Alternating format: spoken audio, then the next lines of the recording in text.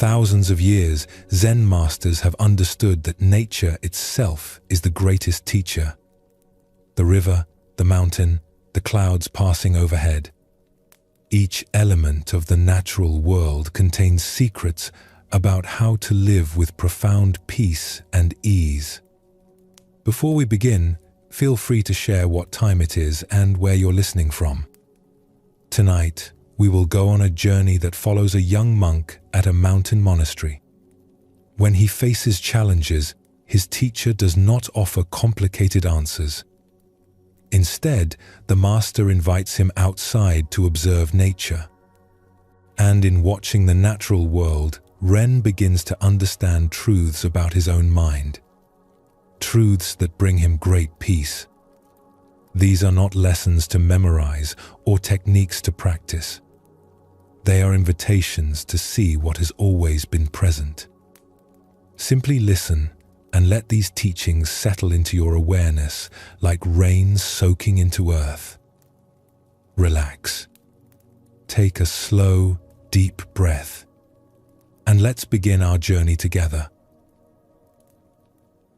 The morning bell had not yet rung when Ren sat up in bed. Another day ahead. Another day of trying to make things work, of plans that needed to succeed, of situations that required constant attention. For weeks now, he had been struggling. A difficult project at the monastery had fallen behind schedule. Personal relationships felt strained. Even meditation practice seemed like another task to accomplish correctly. Every day felt like swimming upstream, exhausting and endless. Ren dressed and walked through the quiet monastery grounds, hoping to find the master before the day's activities began. The air was cool and fresh, touched with morning mist. Birds were just beginning their first songs. The master sat on a wooden bench near the meditation hall, watching the sky lighten. Ren approached and bowed. "Teacher, I need guidance. Everything feels difficult. No matter how hard I try, how much effort I put in, things don't seem to work out the way they should. I plan carefully, I work diligently, but obstacles keep appearing. I feel like I'm fighting against everything, and I'm tired." The master looked at Ren with gentle eyes. "Come with me. There's something I want to show you." They walked together along a stone path that wound down through the monastery gardens. The path followed the sound of running water, growing louder as they descended. Soon they emerged at the bank of the river that flowed through the monastery grounds. The river was not large, perhaps 15 feet across at this point, but it moved with steady purpose. The water was clear enough to see smooth stones on the bottom. Morning light caught the surface, creating patterns of shimmer and shadow. The master sat on a flat rock near the water's edge and gestured for Ren to sit beside him. For several minutes, they simply watched the river flow. "Tell me," the master said quietly, "where is the river trying to go?" Ren looked at the water, confused by the question. "Down the mountain, I suppose. To the valley below. Eventually to the sea. And does it seem to be struggling? Fighting? Forcing its way?" Ren watched more carefully. The water moved steadily downstream, curving around rocks, splitting around larger obstacles, rejoining itself on the other side. Where the riverbed narrowed, the water moved faster. Where it widened, the water slowed and spread. But always, it continued forward. "No," Ren said slowly. "It doesn't seem to be struggling at all. It just flows." The master nodded. "Watch what happens when the water meets a large stone." They observed as the current approached a boulder that rose partway out of the stream. The water did not stop when it met this obstacle. It did not try to push the stone out of the way. Instead, it simply divided, flowing around both sides of the rock, then coming together again downstream. The boulder remained unmoved, but the water continued its journey without interruption. "The river does not fight the stone," the master said. "It does not waste energy trying to force the stone to move. It accepts the stone as part of the landscape and finds a way to continue. The stone is not an obstacle to the river. It is simply part of the river's path." Ren felt something shift in his chest. "But the river still gets where it's going." "Yes. Not by force, but by yielding. Water is soft and flexible, yet over time it shapes even the hardest stone. The river you see today has been flowing here for thousands of years. Look at those stones." The master pointed to the smooth, rounded rocks in the riverbed. Once they were sharp and angular. The water did not attack them or try to break them. It simply flowed over them, day after day, year after year. And slowly, gently, the stones became smooth. They sat in silence, watching the water move. Ren noticed something else.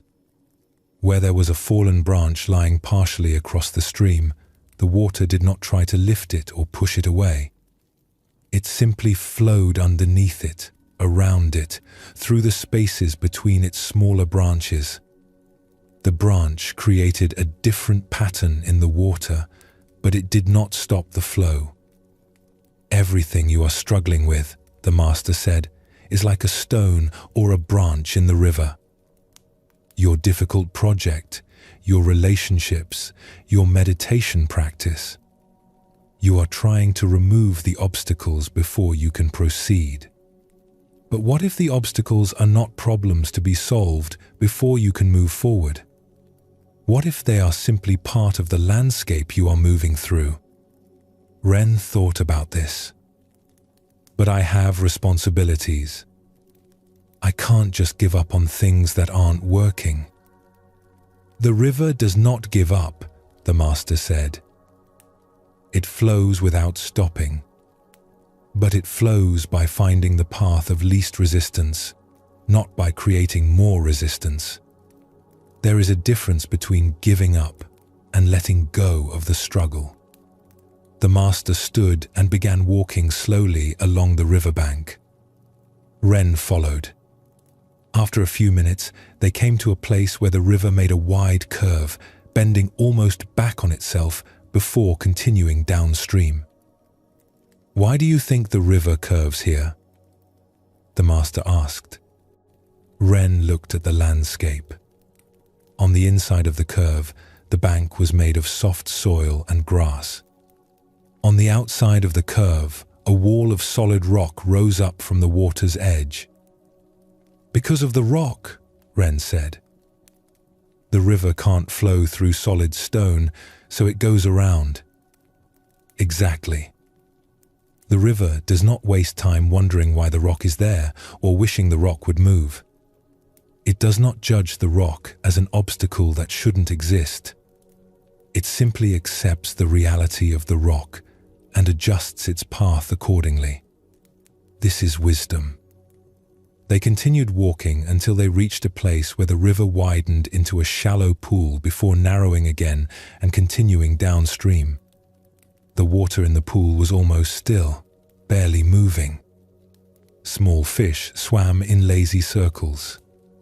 Dragonflies hovered over the surface. "Notice this pool," the master said. "The river has not stopped flowing, but here its movement is almost invisible. Sometimes the path requires speed and energy, like at the narrow places. Sometimes it requires patience and stillness, like here in the pool. The river does not judge one as better than the other. It simply responds to the landscape it encounters." Ren sat down on the bank again, watching the pool. "I think I'm beginning to understand." I've been treating every situation as if it requires maximum effort and force, like trying to push water uphill." The master smiled. "Yes. And how much energy does that require?" "All of it. I'm exhausted all the time. The water in this river will reach the sea. That is certain. But it will get there by flowing downward, by following gravity, by taking the path that opens before it. It does not reach the sea by fighting against the mountain." A story came to the master's mind, and they settled more comfortably on the riverbank as the morning sun rose higher, warming the stones. There was once a farmer who lived in a valley where a stream ran through his land.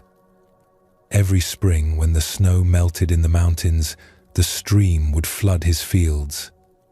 Year after year, the farmer would spend enormous effort trying to stop the flooding.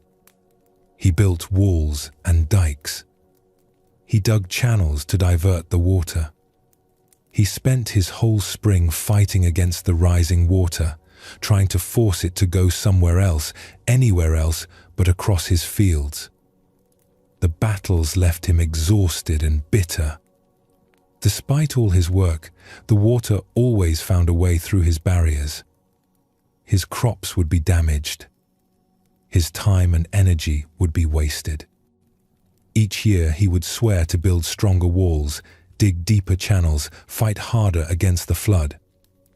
One spring, the farmer injured his back badly and could not do the heavy work of building his usual defenses.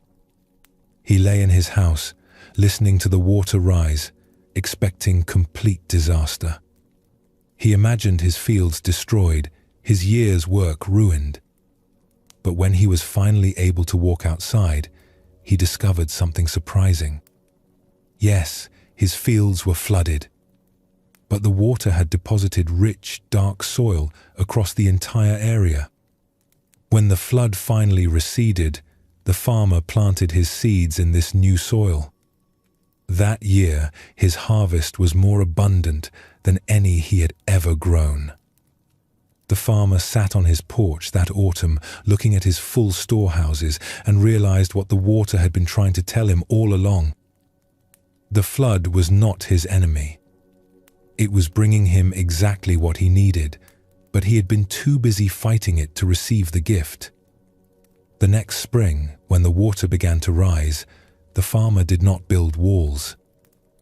Instead, he cleared channels that guided the water gently across his fields, letting it spread its gift of soil evenly, then drain away naturally when the time came. He worked with the water instead of against it. His harvests became legendary in the region, all because he learned to flow with what was already flowing instead of exhausting himself fighting against it. But the farmer learned something even deeper than this, the master continued. He realized that his years of fighting had taught him something valuable. He knew the water's patterns now. He understood its strength and timing. When he finally stopped fighting, he was able to work with the water skillfully, not as someone who had given up, but as someone who had learned to dance with a powerful partner. This is important to understand. The river's teaching is not about becoming passive or indifferent. It is about learning to recognize what can be changed and what cannot, and responding wisely to both. The farmer could not change the spring floods, but he could change his relationship to them. And in that change of relationship, everything transformed. Ren listened to this story, feeling its truth settle into his bones. The farmer was me. I'm the one building walls against the natural flow of things. The master nodded. We all do this. We think we know better than the river how things should flow. We think our plans are wiser than the wisdom of water finding its level. But the river has been flowing for millions of years. It knows something we don't. They sat together as the sun climbed higher, watching the endless movement of water. Ren began to see it differently now, not as a struggle, but as a dance.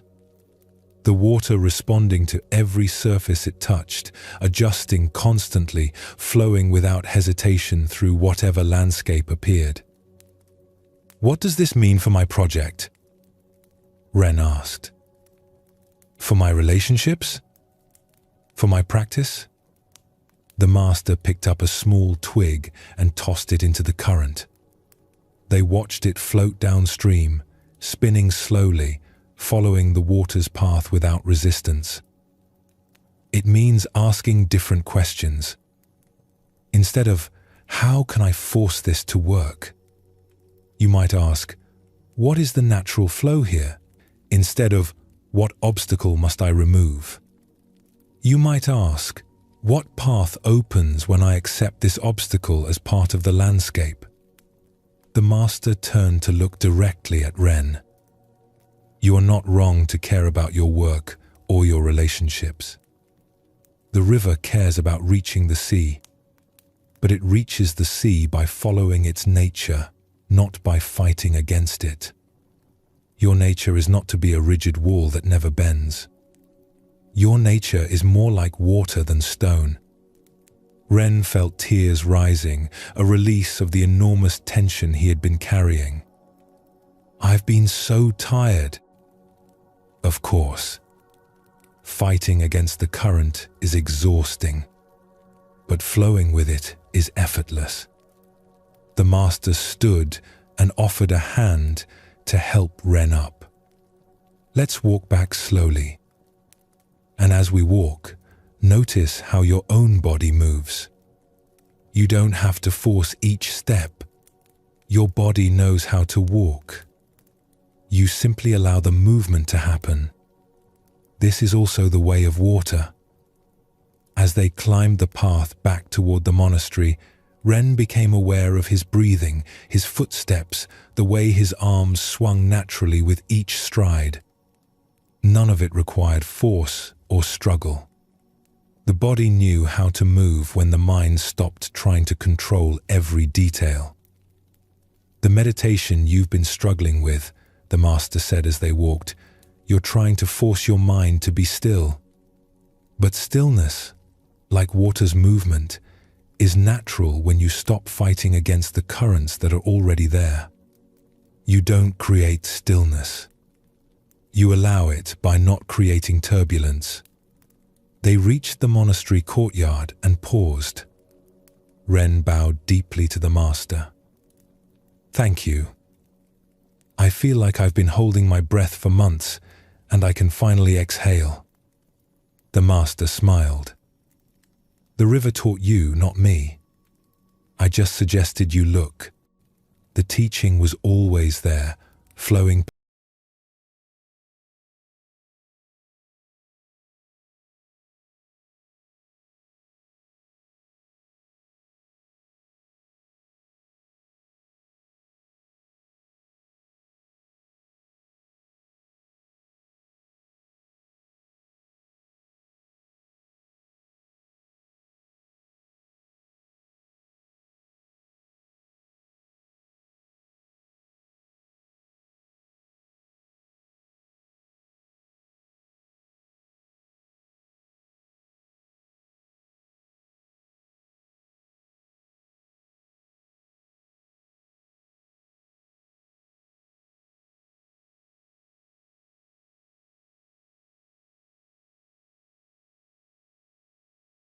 landscape by flowing rather than forcing, by yielding rather than resisting, by trusting the natural path that opens when we stop fighting against what is. Take a gentle breath now. Feel the air entering your body without effort. You are not pulling the air in by force. You are simply allowing the breath to flow the way the river flows, the way all natural things flow when we don't obstruct them with struggle. Notice any places in your life where you might be building walls against the natural current.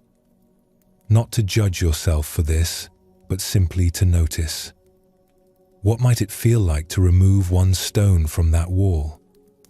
To let the water find its path? The wisdom of the river is simple but profound. It teaches us that the shortest path between 2 points is not always a straight line forced through obstacles. Sometimes the shortest path is the one that curves around resistance, that flows with the landscape rather than against it, that arrives at its destination not through force but through patience and flexibility.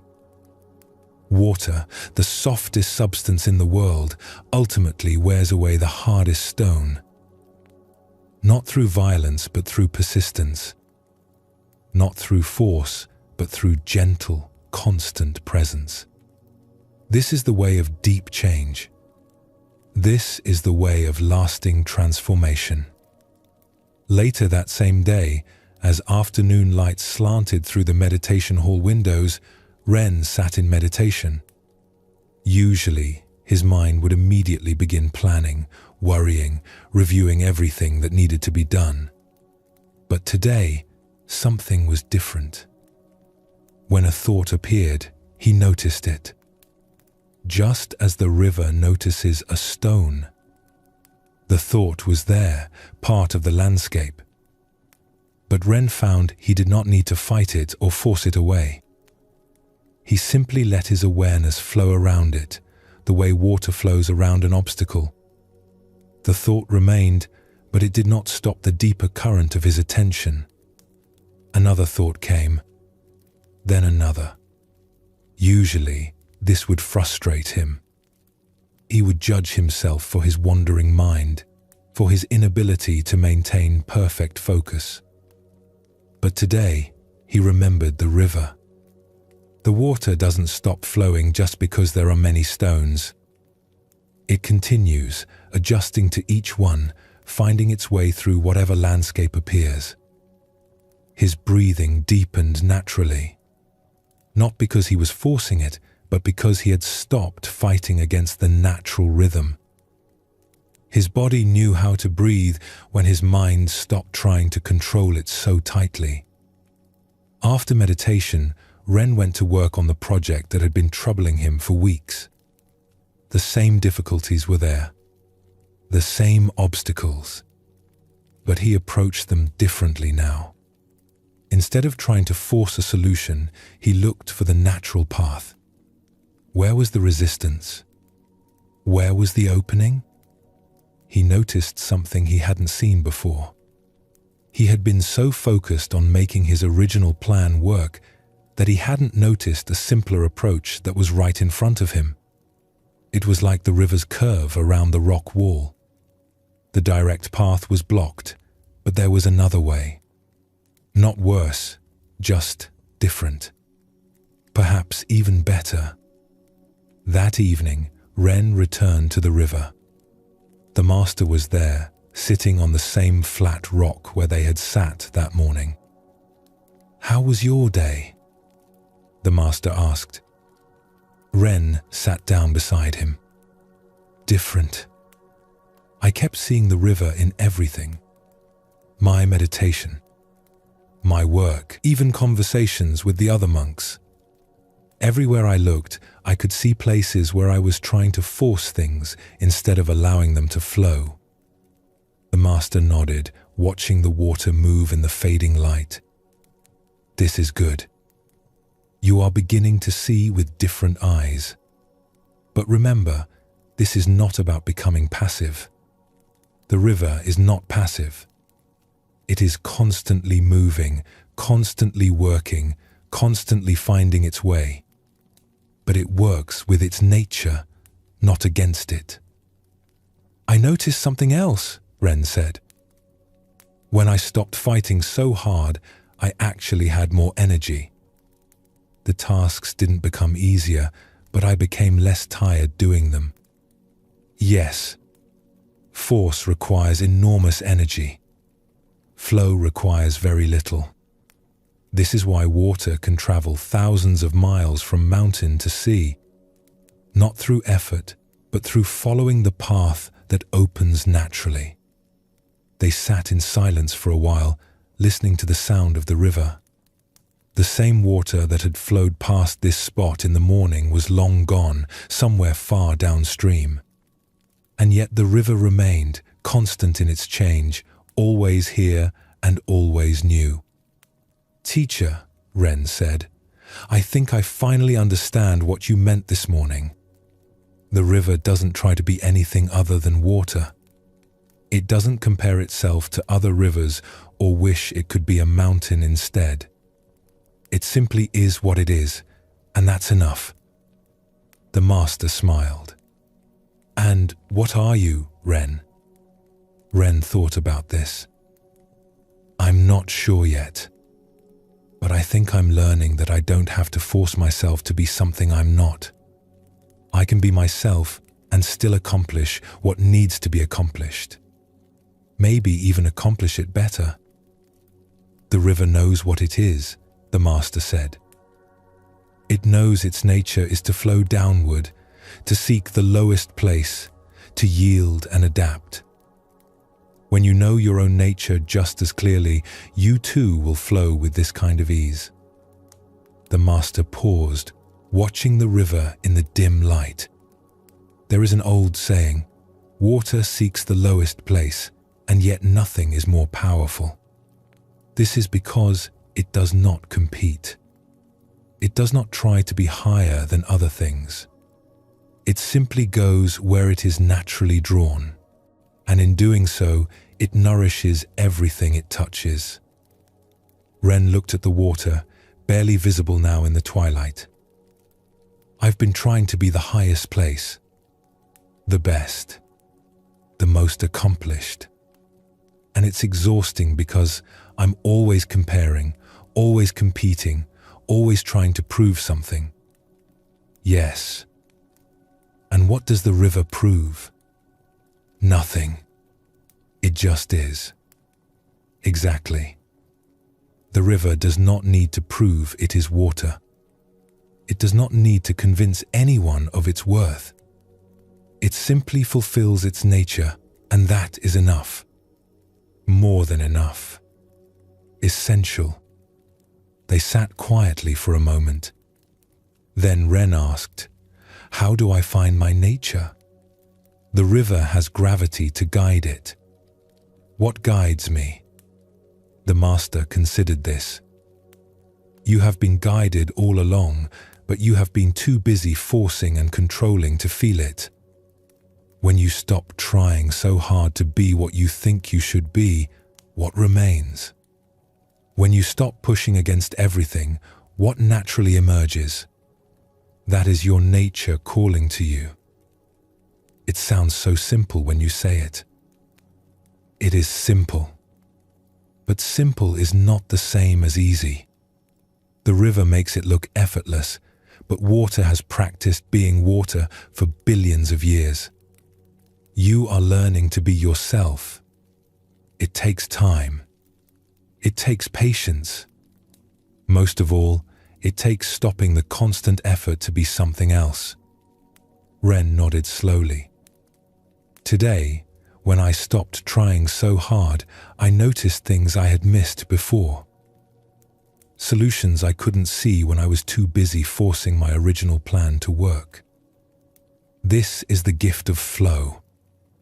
When you are not rigidly attached to one path, you can see the many paths that are actually available. The river teaches this perfectly. It never has just one route. If this way is blocked, there is always another way. The water does not panic when it meets an obstacle. It simply explores until it finds an opening. The stars were beginning to appear in the darkening sky. Somewhere in the distance, another monk rang the evening bell. "Tomorrow," the master said, "the river will still be here. You can return whenever you need to remember this teaching. But try also to see the river in other places. In your breath, which flows without your command.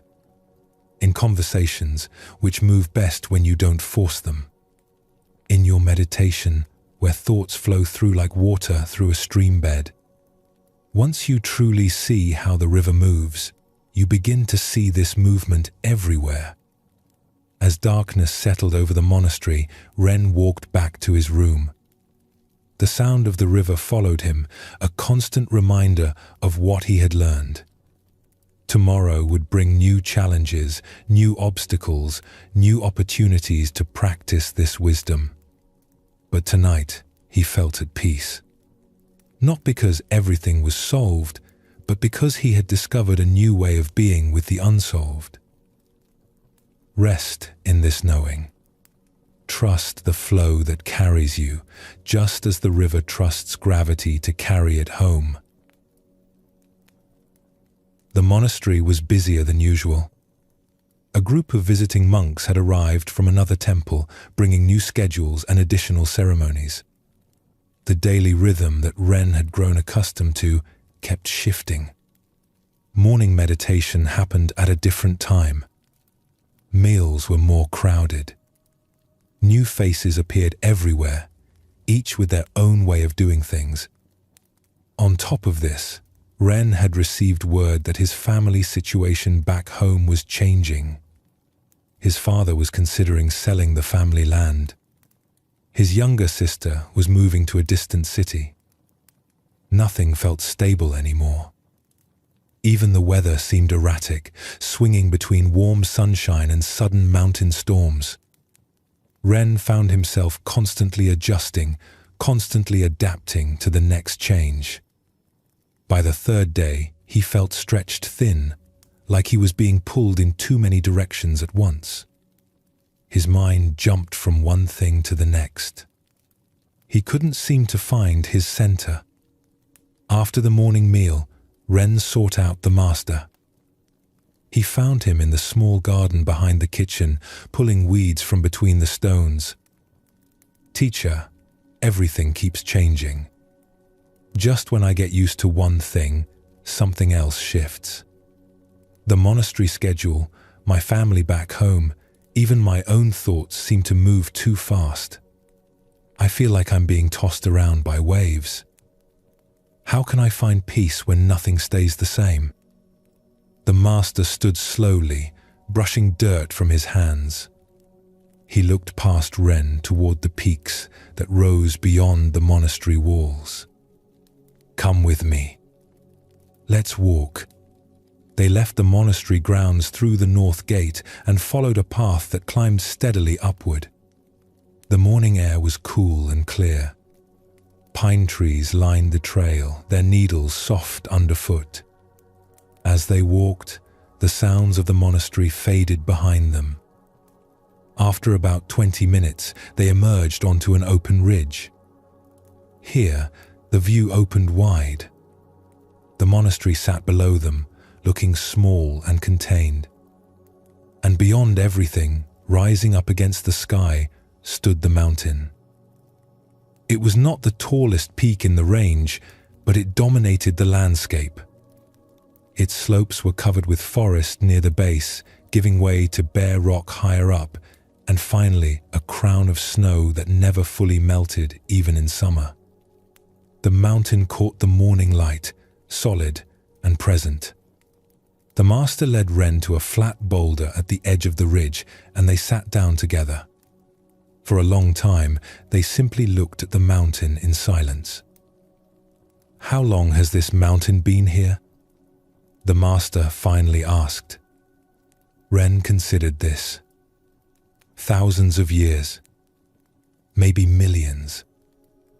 And in all that time, what has changed around it? Ren looked at the landscape. Everything, I suppose. The trees grow and die. The seasons change. Storms come and go. Animals and people live their lives and pass away. Yes. And the mountain? It remains. The master nodded. The mountain does not try to remain. It simply is. Watch it now. See how clouds move across its face. As they sat, Ren noticed thin wisps of cloud drifting past the peak. The clouds moved quickly in the high wind, forming and dissolving, changing shape constantly. But the mountain behind them stayed exactly where it was. "The clouds are like your thoughts," the master said. "Like your worries about the changing schedule, your concerns about your family, your feelings about the visiting monks. They move through quickly, taking different forms, appearing and disappearing. But notice, the mountain does not move with the clouds. It does not chase them when they drift away, does not push them back when they arrive. It simply allows them to pass." Ren watched more carefully now. A larger cloud bank approached from the west, moving steadily toward the mountain.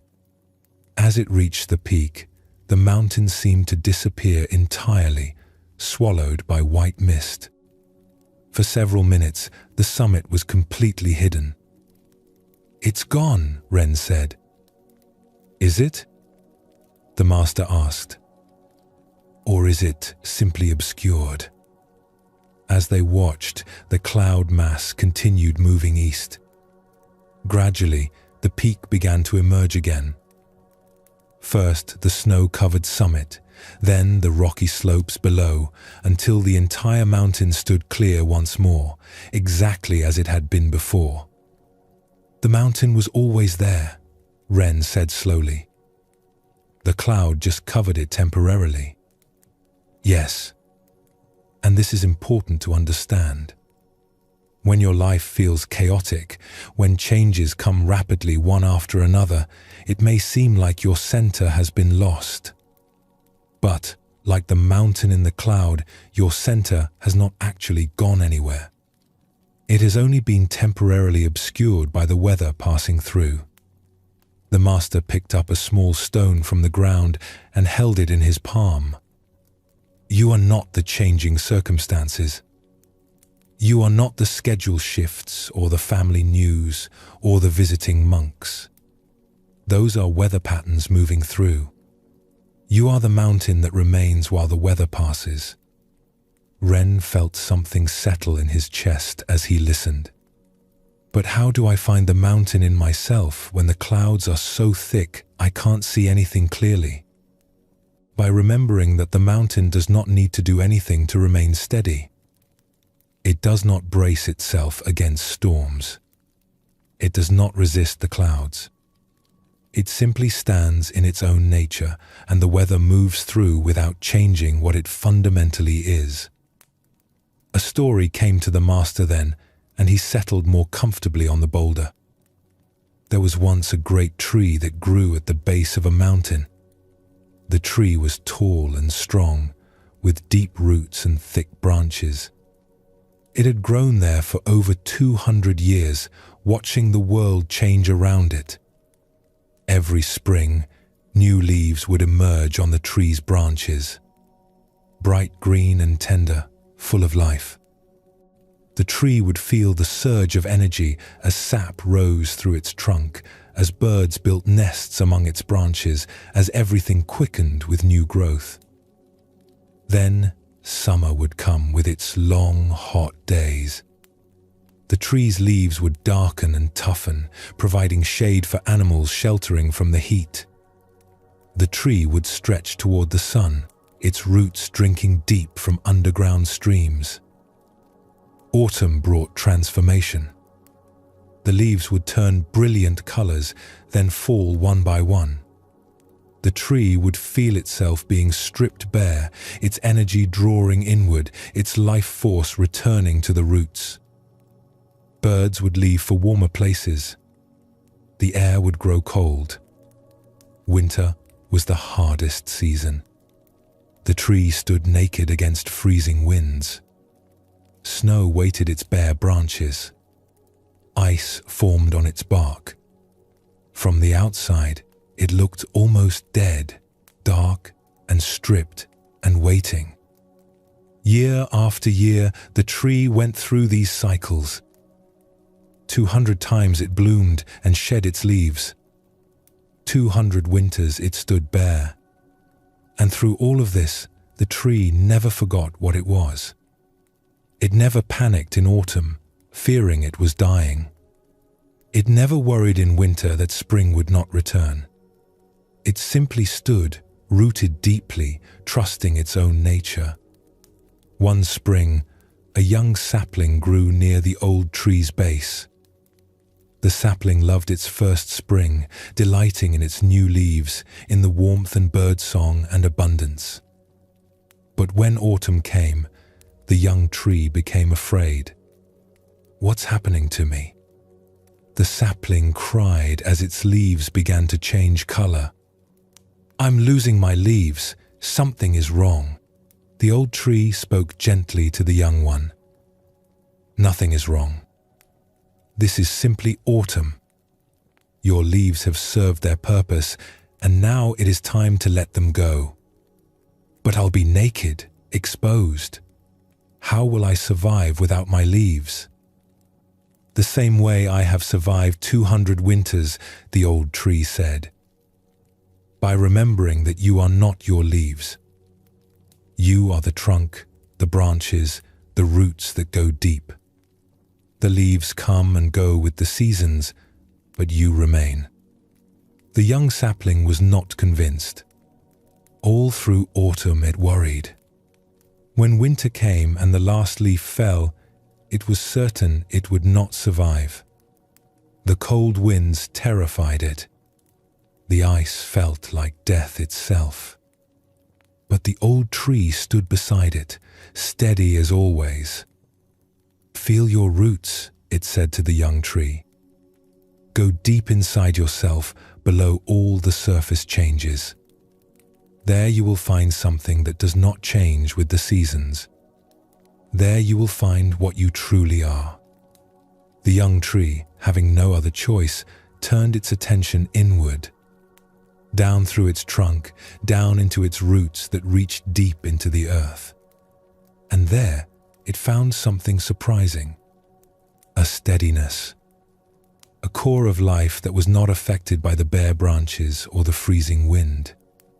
A presence that simply was, regardless of what season moved across the surface. Winter passed. Spring returned, as it always does. New leaves emerged on both trees. The young sapling had survived its first winter, and in doing so, had learned something essential. It was not the leaves, or the flowers, or the outward appearance of any season. It was the deep, rooted presence that remained through all changes. "Now you understand," the old tree said. "We are both like the mountain. The seasons move across us, but they do not change what we are. Growth and loss, abundance and bareness, warmth and cold, these are weather patterns. They come and they go. But the mountain remains."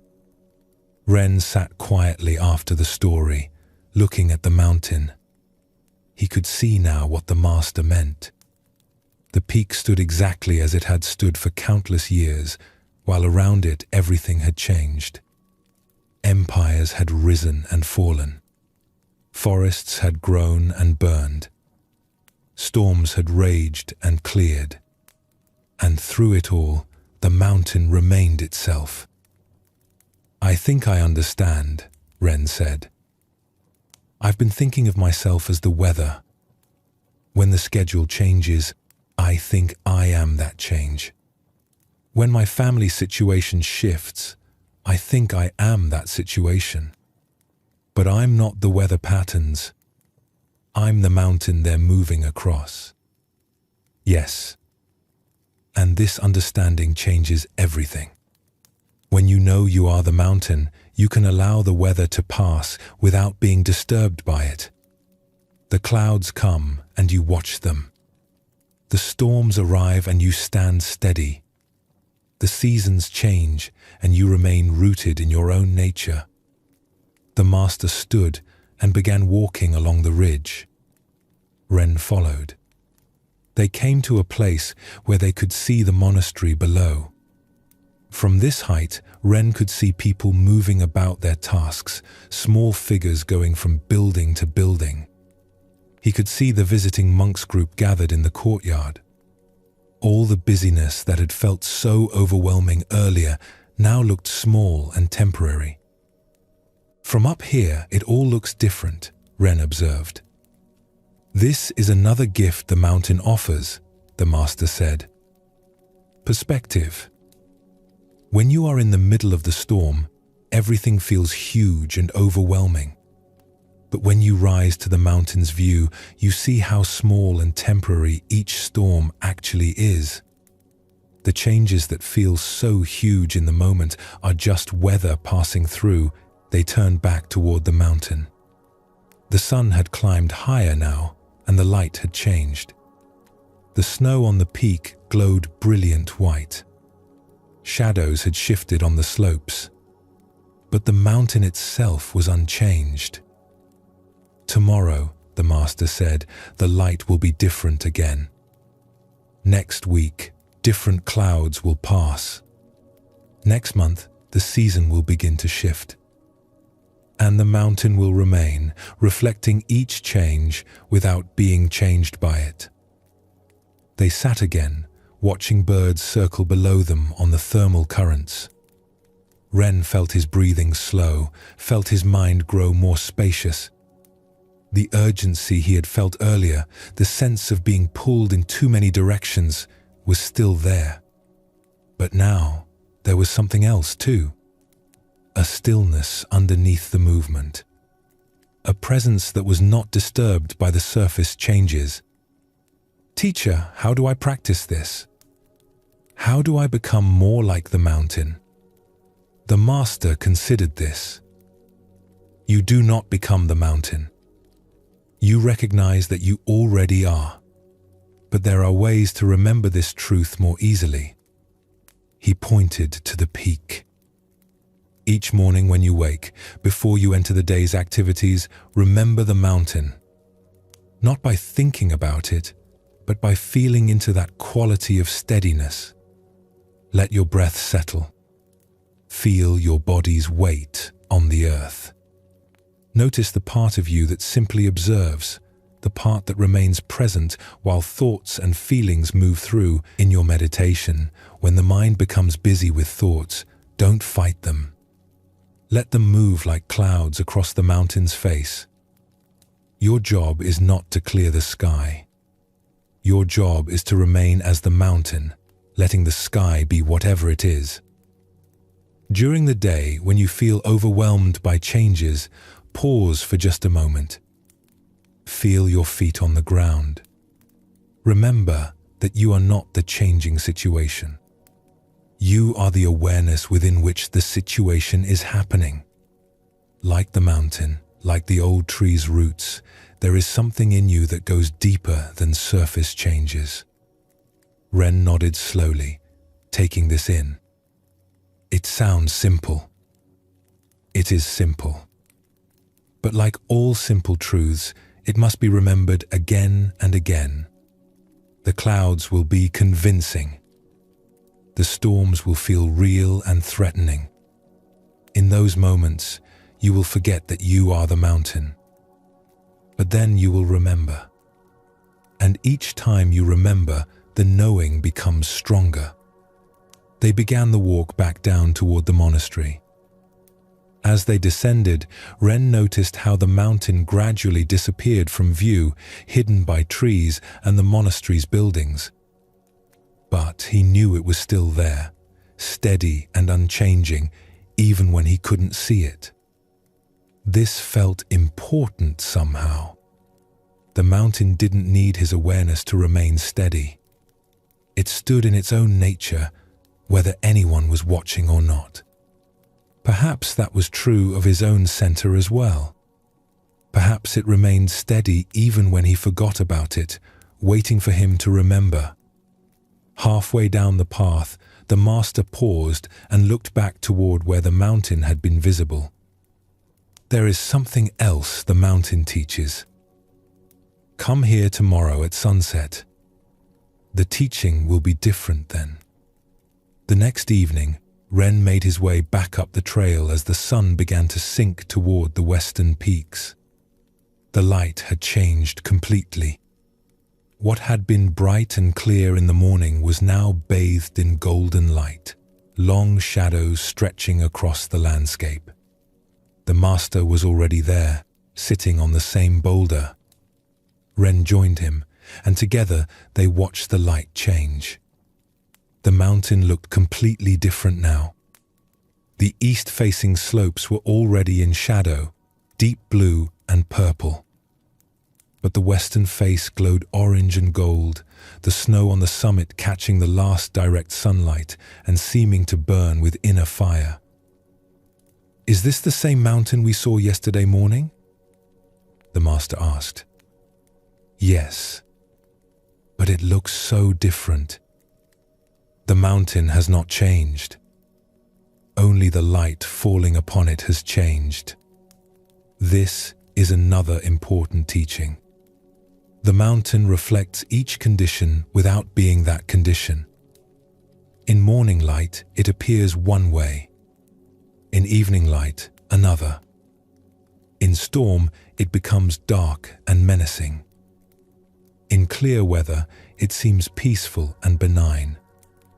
But these are only appearances, reflections of the conditions around it. The mountain itself remains what it is.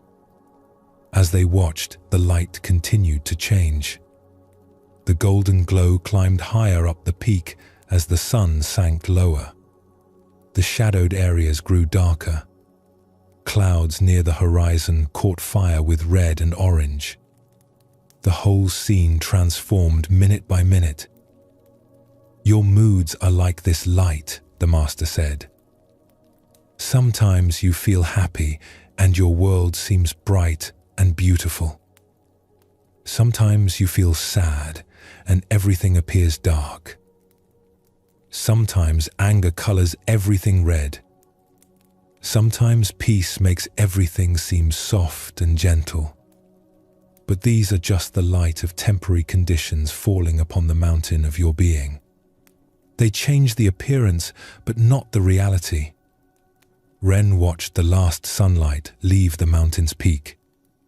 For a moment, the summit glowed even brighter, a last flash before the shadow claimed it. Then the whole mountain stood in twilight, solid and dark against the fading sky. "Even now, in darkness, the mountain is still there," the master said. "When you feel lost or confused, when your mood is dark and you cannot see clearly, remember this. The mountain does not disappear in darkness. It only appears to.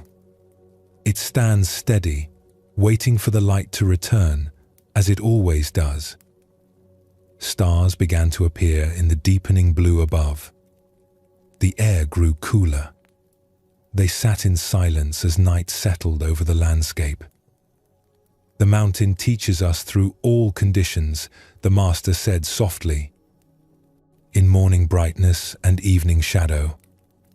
In summer's warmth and winter's cold. In storm and calm. Always teaching the same truth. I remain myself through all changes. This is the stability we seek. Not a stability that requires perfect conditions, but a stability that exists through all conditions." Ren returned to his room that night with a fuller understanding. He had seen the mountain in different lights, had watched it remain itself through changing appearances. Now he could begin to see his own life the same way. The difficulties he faced were like the changing light. They colored his experience, changed how things appeared, but they did not change what he fundamentally was. The visiting monks, the schedule changes, his family situation, these were conditions, not his core identity. Over the following days, Ren found himself returning to the mountain teaching again and again. When a visiting monk criticized his meditation posture, Ren felt the sting of it, the defensive anger rising. But then he remembered, this is just weather passing through. The mountain does not argue with storms. When news came that his father had indeed sold the family land, Ren felt a wave of grief and loss. But underneath that grief, he could feel something that remained steady. The mountain does not resist the seasons. When an unexpected change in the schedule disrupted his carefully planned day, he noticed the irritation arise. But he also noticed the part of him that simply observed the irritation, the way the mountain watches clouds pass without becoming the clouds. It wasn't that the challenges became easier or the changes less disruptive, but his relationship to them shifted. Instead of being tossed around by each new condition, he began to find the place in himself that could stand steady while the weather moved through. One morning, after a particularly difficult meditation where his mind had been extremely busy, Ren walked outside to find a storm rolling in. Dark clouds gathered over the mountains. Wind picked up, bending the trees. The first drops of rain began to fall. He looked toward the north, where the mountains stood now hidden completely by the storm clouds. He couldn't see it at all, but he knew it was there, receiving the rain, standing in the wind, unchanged by the weather that temporarily obscured it. The knowing felt like a physical presence in his chest, a recognition that beneath all the surface turbulence of his thoughts and emotions, something remained steadfast. Not because he was trying to hold it steady, but because steadiness was its nature, the way mountains stand steady not through effort but through being what they are. As they entered the monastery grounds, the busyness greeted them immediately. The visiting monks were preparing for an afternoon ceremony. People were calling to each other, moving equipment, rearranging the meditation hall. All the activity that had felt so disturbing this morning was still happening. But Ren found he could walk through it differently. Not fighting against it, not being swept up in it, but moving through it like the mountain stands while clouds pass. He could participate fully while remaining rooted in that deeper stillness. That evening, Ren sat in meditation. His mind was still busy. Thoughts about the day's events, concerns about tomorrow, memories of the past. The clouds were thick. But now, instead of fighting them or being carried away by them, he tried to find the mountain within himself. At first, it was difficult. The thoughts seemed so solid, so demanding of attention. But gradually, he began to notice something else. A quality of awareness that was watching the thoughts without being the thoughts. A presence that remained steady while the mental weather moved through. It wasn't perfect. Sometimes he forgot and got caught up in the thought clouds again. But each time he remembered, it became a little easier. Like the mountain emerging from the mist, his center would become clear for a moment before the next cloud arrived.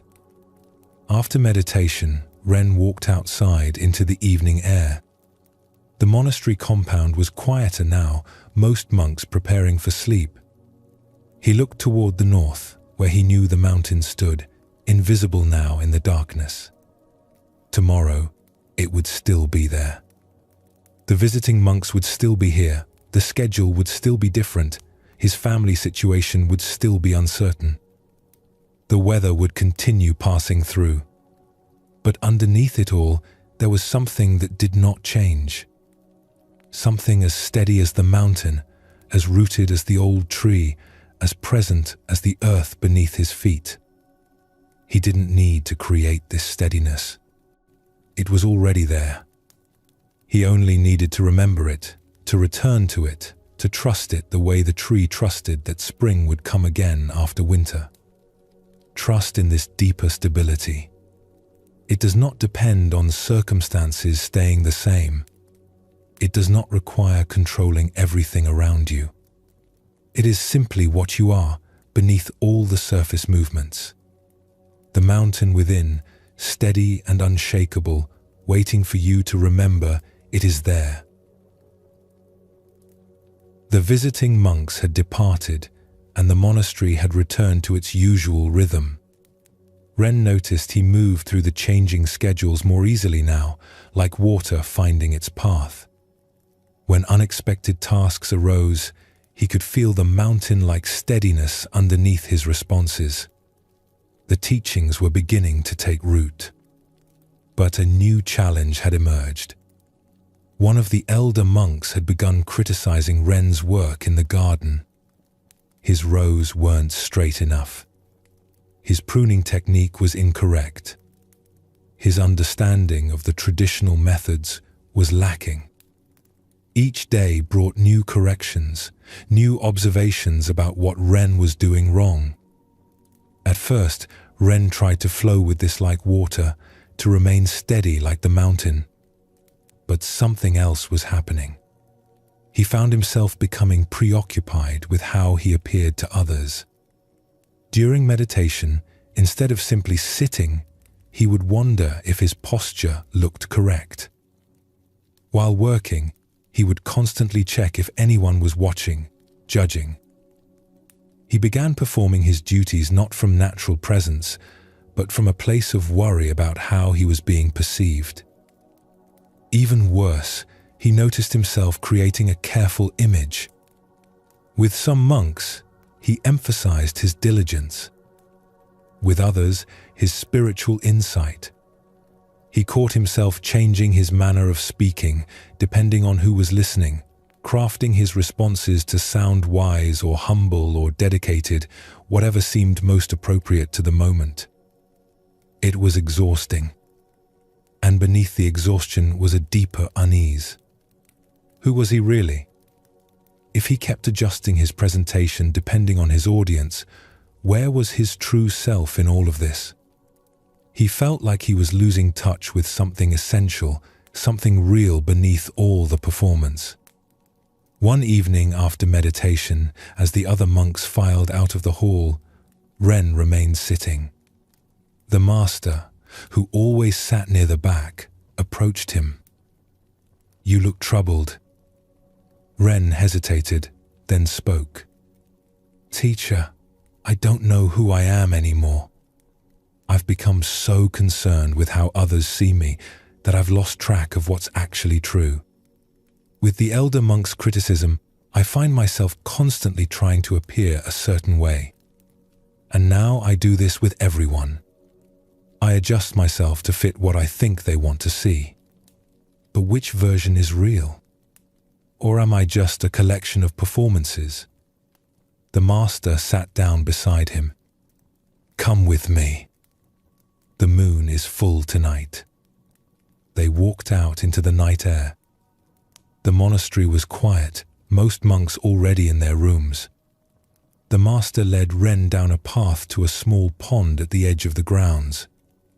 It was a place used for collecting water, perhaps 20 feet across, surrounded by smooth stones and a few willow trees.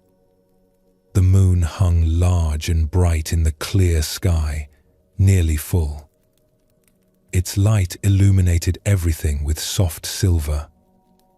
And there, on the surface of the still pond, the moon appeared again, perfect and round, floating on the water. The master and Ren sat on the stones at the pond's edge. For a long time, they simply looked at the two moons, one in the sky, one in the water. "Tell me," the master said quietly, "which moon is real?" Ren looked at both. "The one in the sky. The one in the water is just a reflection." "Yes. And if you wanted to touch the moon, where would you reach?" "Toward the sky, not the water." The master nodded. "And yet, see how perfect the reflection appears." If someone who had never seen the real moon looked only at this pond, they might believe this reflection was the moon itself. It has the same shape, the same brightness, the same beauty. But what happens if I do this? The master picked up a small pebble and tossed it gently into the pond. Ripples spread across the surface. The reflected moon shattered into pieces, fragments of light dancing and reforming as the water moved. For several moments, there was no moon in the pond at all, just scattered pieces of brightness. But the moon in the sky remained perfectly whole, undisturbed by the ripples in the water below. As the water gradually stilled, the reflection came back together, reforming piece by piece until the moon floated whole on the surface once more. "The reflection is not the moon," the master said. "It is an image created by conditions, still water, clear sky, the moon's position. Change any condition, and the reflection changes or disappears. But the real moon is unaffected by any of this." Ren watched the pond settle back to stillness. "You're saying the way others see me is like the reflection, and my real self is like the moon in the sky." "Yes, but there is more to understand. Look carefully. Which moon are you most concerned with?" Ren thought about his worry over the elder monk's criticism, his constant adjusting of his presentation, his anxiety about how he appeared. "I've been obsessed with the reflection, with how I appear on the surface of other people's perceptions. And what happens when you spend all your energy trying to control the reflection? I lose touch with what's real. I forget about the actual moon while I'm trying to manage how the moon appears in the water." The master picked up another pebble. "Watch what happens when you try to control the reflection." He tossed the pebble into the pond. Again, ripples spread. Again, the moon's reflection shattered and scattered. The master immediately threw another pebble, then another. Each one created new waves, new disturbance. The reflected moon never had a chance to reform. It remained fragments, constantly breaking and reforming, but never stable, never whole. "This is what happens when you try to control how others see you," the master said. "You create ripples with your efforts, but these very efforts keep disturbing the water. The more you try to perfect the reflection, the more you disturb it. And meanwhile, you are not looking at the real moon at all." Ren felt something crack open in his chest. He had been working so hard to manage his image, to correct what the elder monk criticized, to appear wise and dedicated and humble. But all this effort was just creating more ripples, more disturbance. And in focusing on the reflection, he had forgotten to look up at what was real. They sat in silence as the pond gradually settled again. The moon's reflection reformed, clear and whole, without any effort from them at all. "There is a story," the master said, "about a musician who became famous throughout the land. She played the bamboo flute with such skill that people would travel for days to hear her perform. Her music could make people weep, could fill them with joy, could transport them to places beyond words.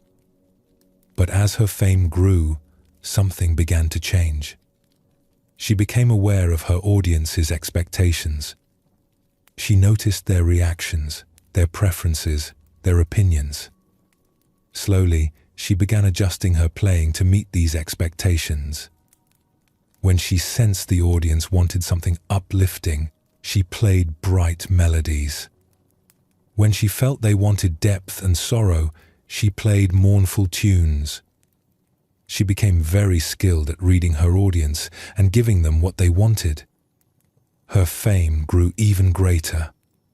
People praised her sensitivity, her responsiveness, her ability to touch exactly what they were feeling. But the musician herself felt increasingly hollow.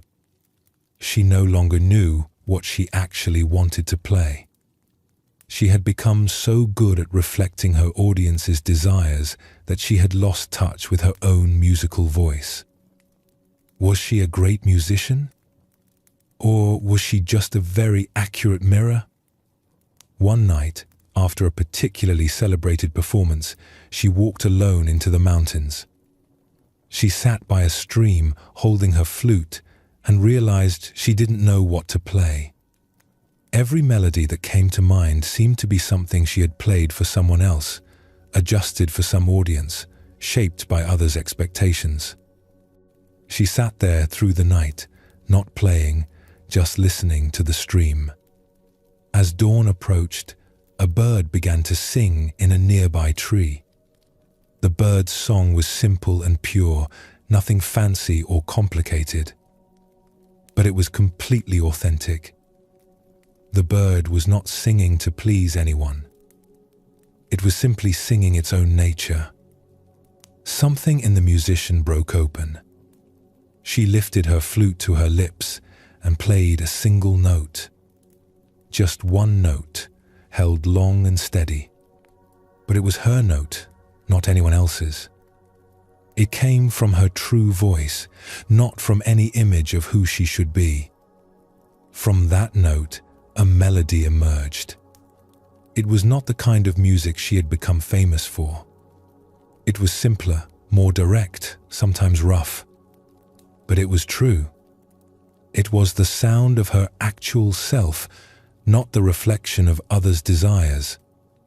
When she returned to the city and played this new music, some people were disappointed. It wasn't what they expected from her. It didn't always please them in the familiar ways. But some people heard something deeper. They heard authenticity.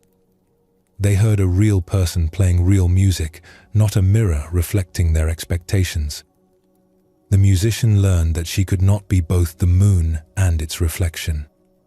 She could not be her true self and everyone's image of who she should be. She had to choose. And when she chose to be the moon, real and whole, even if misunderstood, she found a peace that all the praise for her reflections had never given her. Ren listened to this story, feeling its truth settle deep. He had been trying to be the reflection, the good student in the elder monk's eyes, the diligent worker in others' perception, the spiritually advanced practitioner for those who saw him that way. But in all this reflecting, he had lost touch with who he actually was. Teacher, I understand. But how do I find the real moon? How do I know what's truly me and what's just reflection? The master pointed up at the moon in the sky. The real moon doesn't try to be anything. It simply is. It doesn't adjust itself based on who's looking at it. It doesn't change its nature to meet expectations. It shines with its own light, and anyone who wishes to see it can look up and find it. But the elder monk's criticisms, are they all wrong? Should I ignore guidance from teachers? This is an important distinction. The moon accepts the light of the sun. It receives light from beyond itself and reflects it. This is natural and good. In the same way, you can receive teaching, can learn from others, can be shaped by wisdom. But receiving light is different from changing your essential nature to please someone. The moon receives sunlight but remains the moon.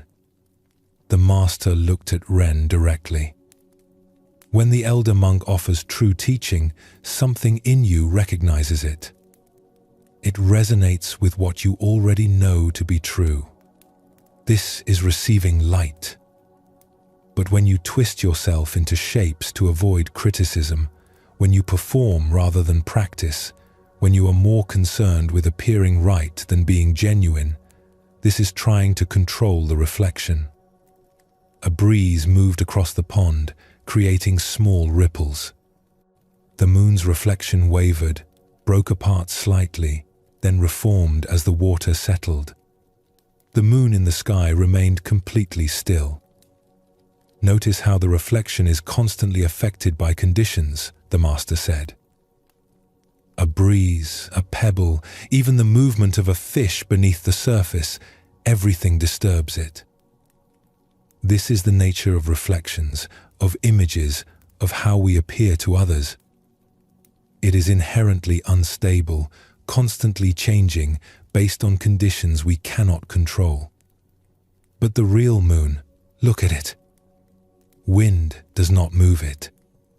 Clouds may hide it temporarily, but they do not change it. This is the stability of what is real versus what is merely appearance. Ren felt the teaching settling into his bones. All his anxiety about how he appeared, all his careful management of his image, all his adjusting and performing, this was trying to control something inherently unstable. Like trying to smooth ripples in water while standing in the water himself, each movement creating more disturbance. So I should stop caring what others think? No. That would be another form of control, another performance, the performance of not caring. The moon does not defiantly refuse to be reflected. It simply shines with its own light, and reflections happen naturally. You do not need to control how others see you, but neither do you need to control your not caring about how they see you. Simply be genuine and let perceptions be what they are. The master stood and walked closer to the pond's edge. There is one more thing to understand. Come, look closely at the reflection.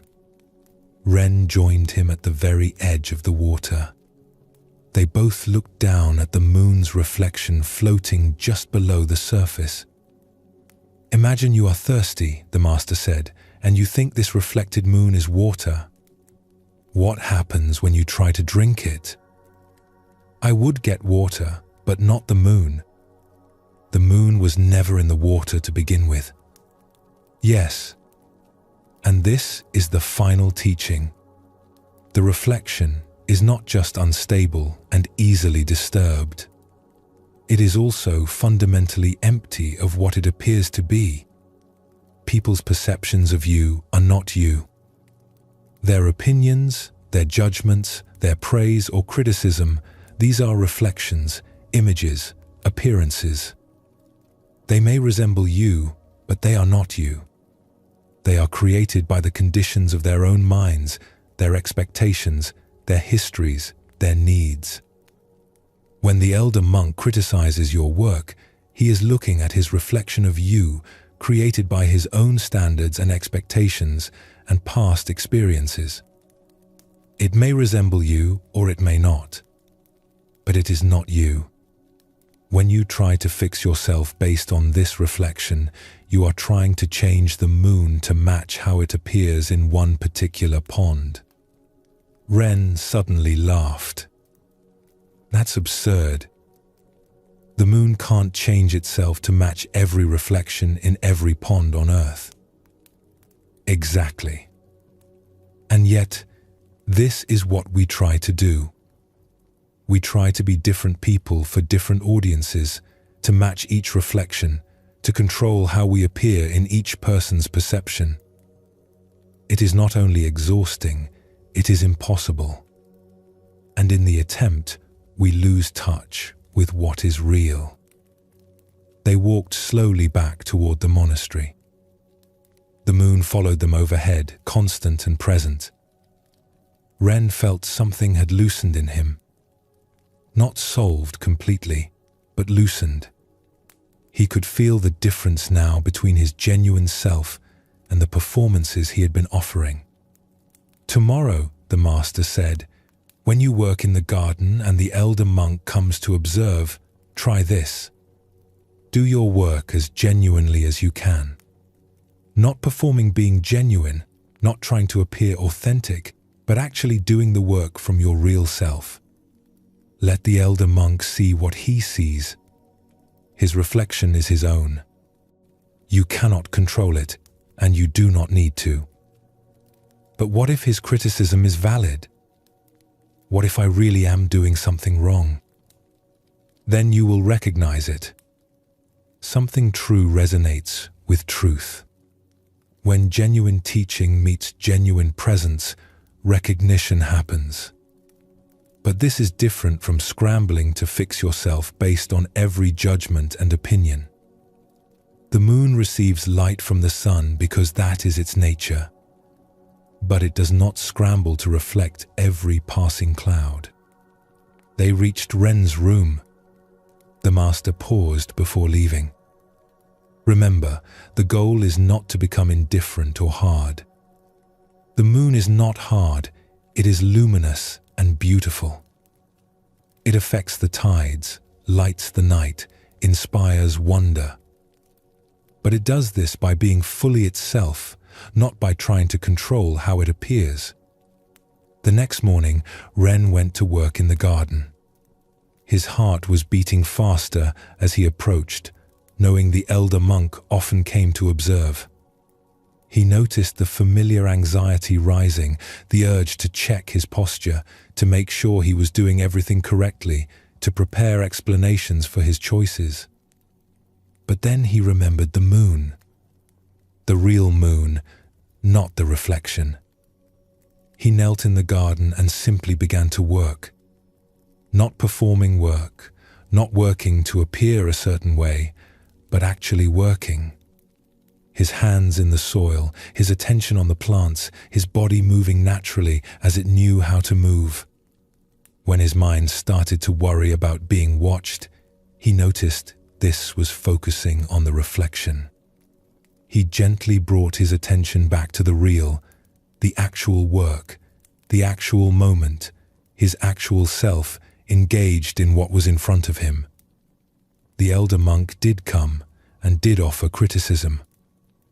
Your spacing is still uneven. See how this section differs from that one? Ren looked where the elder monk pointed. And something interesting happened. Because he wasn't defending a performance, wasn't protecting an image, he could actually see what the elder monk was pointing at. Yes, the spacing was uneven.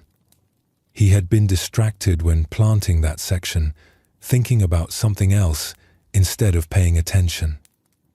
You're right, Ren said simply.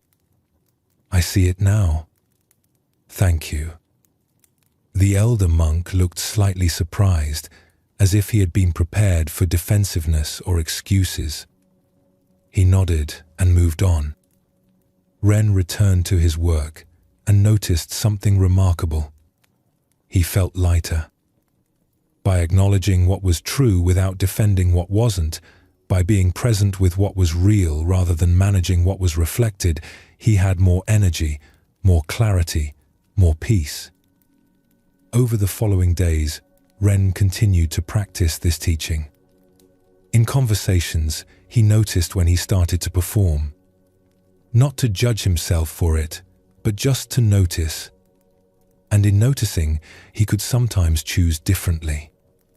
Could speak from genuine presence rather than calculated presentation. It wasn't perfect. Old habits were strong. He would catch himself crafting his words to sound wise, adjusting his manner to appear humble, performing dedication rather than being dedicated. But each time he noticed, he could make a small correction, could come back to what was real. In meditation, this teaching opened something new. He had been so concerned with meditating correctly, with appearing to be a good practitioner.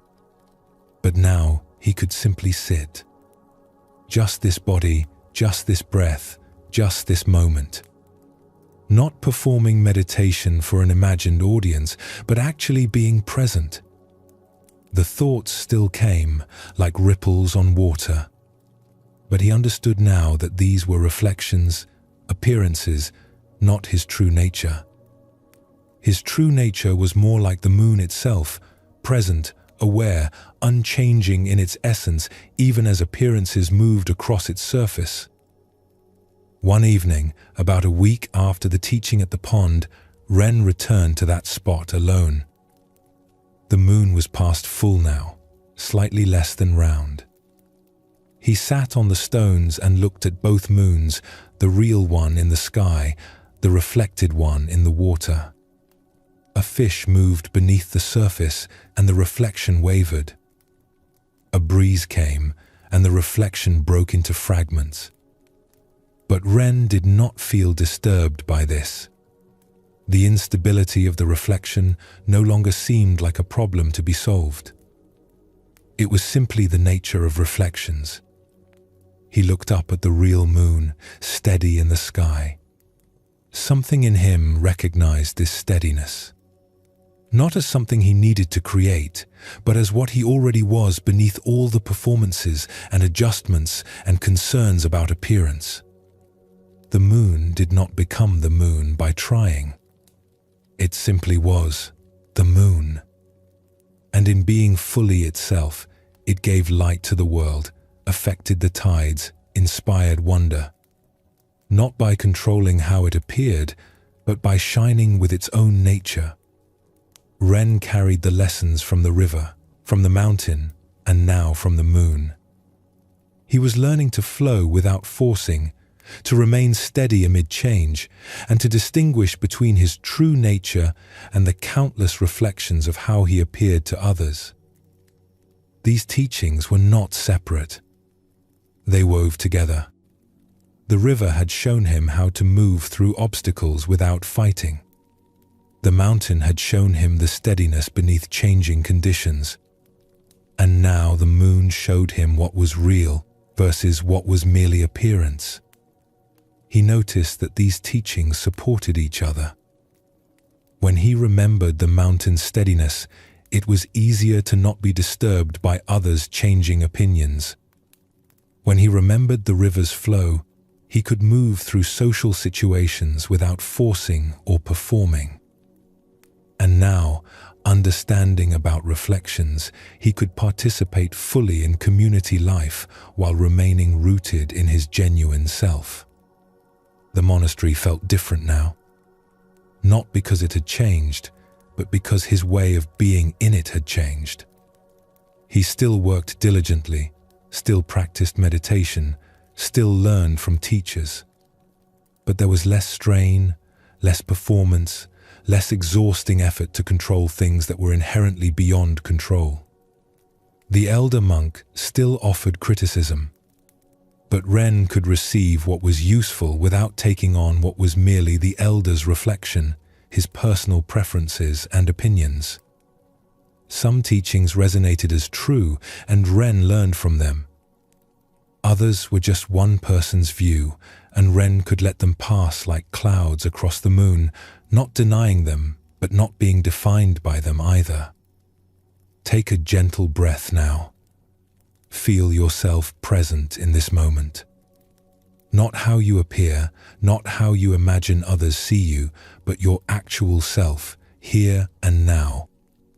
The peace that comes from this is different from the peace of being praised, or accepted, or approved of. It is the peace of being real, of knowing that underneath all the changing reflections, something steady and genuine remains. Something that doesn't need defending or perfecting or managing. Something that simply is, like the moon in the sky, constant and luminous and free. Winter was approaching the mountain monastery. The air grew colder each day, and the first light snows had already dusted the higher peaks. With winter came harder work. Firewood needed to be split and stacked. Buildings required repairs before the heavy snows arrived. Food stores had to be organized and rationed carefully to last through the long months ahead. Ren had been assigned to work with the team preparing the monastery for winter. The work was physically demanding, and the elder monk overseeing the project had high standards. There was no room for weakness, no tolerance for fatigue. When someone struggled with a heavy load, the elder monk would say, "Be stronger." A monk must be like iron, unbending and unbreakable. Ren tried to meet this standard. He lifted loads that were too heavy. He worked past the point of exhaustion. When his muscles ached and his back protested, he pushed through, refusing to show any sign of struggle. Strength meant not yielding. Strength meant being hard and unyielding, like iron. But after several weeks of this, Ren's body began to rebel. His back seized up one morning, a sharp pain that made him gasp. His shoulders were so tight he could barely lift his arms. His hands shook from gripping tools too hard for too long. He felt brittle, like something inside him was close to breaking. One afternoon, as he struggled to lift a heavy beam, his back spasmed again and he had to put it down. The elder monk saw this and shook his head with disappointment. "You need to be stronger. A weak monk is useless when the real hardships of winter come." Ren stood there, breathing through the pain, feeling like a failure. He had been trying so hard to be strong, to be unbreakable, to never yield. But instead of becoming stronger, he felt more fragile than ever. That evening, Ren could barely sit for meditation. His body was too rigid, too painful. He tried to push through it, to ignore the discomfort, to be strong. But finally, he had to stand and leave the meditation hall early, something he had never done before. Outside, the master was walking through the garden in the fading light. He saw Ren moving stiffly, saw the pain in his posture. "Your body is speaking to you," the master said gently. "It's telling me I'm weak," Ren replied, his voice tight with frustration. "I need to be stronger. The elder monk says a monk must be like iron, unbending and unbreakable. But I keep bending. I keep feeling like I might break." The master was quiet for a moment, looking toward the eastern edge of the monastery grounds. "Come with me. There's something you should see. Can you walk?" Ren nodded, though each step sent pain through his back. They walked slowly through the grounds as dusk settled. The master led him to a grove of bamboo that grew near the monastery's eastern wall. The tall stalks rose up into the dimming sky, their leaves rustling softly in the evening breeze. "Sit here," the master said, gesturing to a flat stone near the bamboo grove. "Let's watch for a while." They sat in the growing darkness as the wind picked up. Ren watched the bamboo stalks move. The wind pushed against them, and they bent gracefully, swaying almost to the ground. But as soon as the wind eased, they sprang back upright, completely unharmed. Another gust came, stronger this time. The bamboo bent even further, the tops of some stalks nearly touching the earth. Ren could hear them creaking slightly, but they did not break. When the wind passed, they straightened again, resilient and whole. "Tell me," the master said, "is bamboo strong or weak?" Ren watched the stalks bending in the wind. "I'm not sure. It bends so easily. That seems weak. But it doesn't break. That seems strong. The elder monk tells you to be like iron, unbending and unbreakable. But have you ever seen what happens to iron in a strong enough storm?" Ren thought about this. It can snap. If it's too rigid, it breaks under enough pressure. Yes, iron is strong when the force is less than its rigidity. But when the force exceeds its capacity, it breaks completely. There is no middle ground for iron. It either holds or it shatters. The master gestured to the bamboo. "But look at this." The bamboo bends with forces that would break iron. It yields, it bows, it touches the ground if it must. But then it returns. This is a different kind of strength. Not the strength of rigidity, but the strength of flexibility. A particularly strong gust swept through the grove. The bamboo stalks bent so far over they formed arches, their tops sweeping the ground. The sound was like rushing water. But when the wind passed, every stalk sprang back to vertical, undamaged, and whole. The bamboo is not pretending to be weak, the master continued. It is genuinely strong. Its strength is in its flexibility, in its willingness to bend. It survives storms that destroy trees with harder wood. It bends to the ground and rises again, while the rigid oak cracks and falls. Ren felt something loosening inside him as he watched. He had been trying to be iron, rigid and unyielding. But his body was telling him that this kind of strength was breaking him, not building him. "Teacher, are you saying I should be weak? Should I give up when things are hard? Is the bamboo giving up when it bends? Or is it responding wisely to the reality of the wind? There is a difference between yielding and giving up. The bamboo does not stop being bamboo when it bends. It does not surrender its nature. It simply adapts its form to meet the present conditions." The master reached out and touched one of the bamboo stalks. "Feel this." Ren reached out and ran his hand along the smooth surface. It was hard and solid, as strong as wood. But when he pressed against it, it moved easily, bending away from his pressure, then straightening when he released it. "The bamboo is both hard and flexible," the master said. "This is not a contradiction. This is wisdom. It is strong in its core, but flexible in its structure. It has deep roots but moves with the wind. It stands upright but knows how to bow. Your body is trying to teach you this. When you hold yourself rigid, when you refuse to bend, when you push through pain and exhaustion without adapting, you are being like iron. And like iron under too much force, you are starting to break."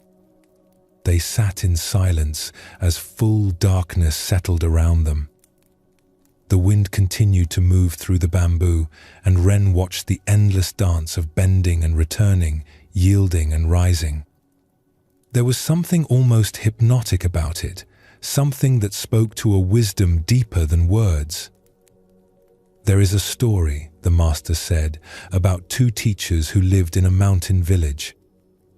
One was known for his incredible strength and discipline. He would fast for days, would meditate through the coldest nights without moving, would carry burdens that other men needed 3 people to lift. He was like iron, hard and unyielding.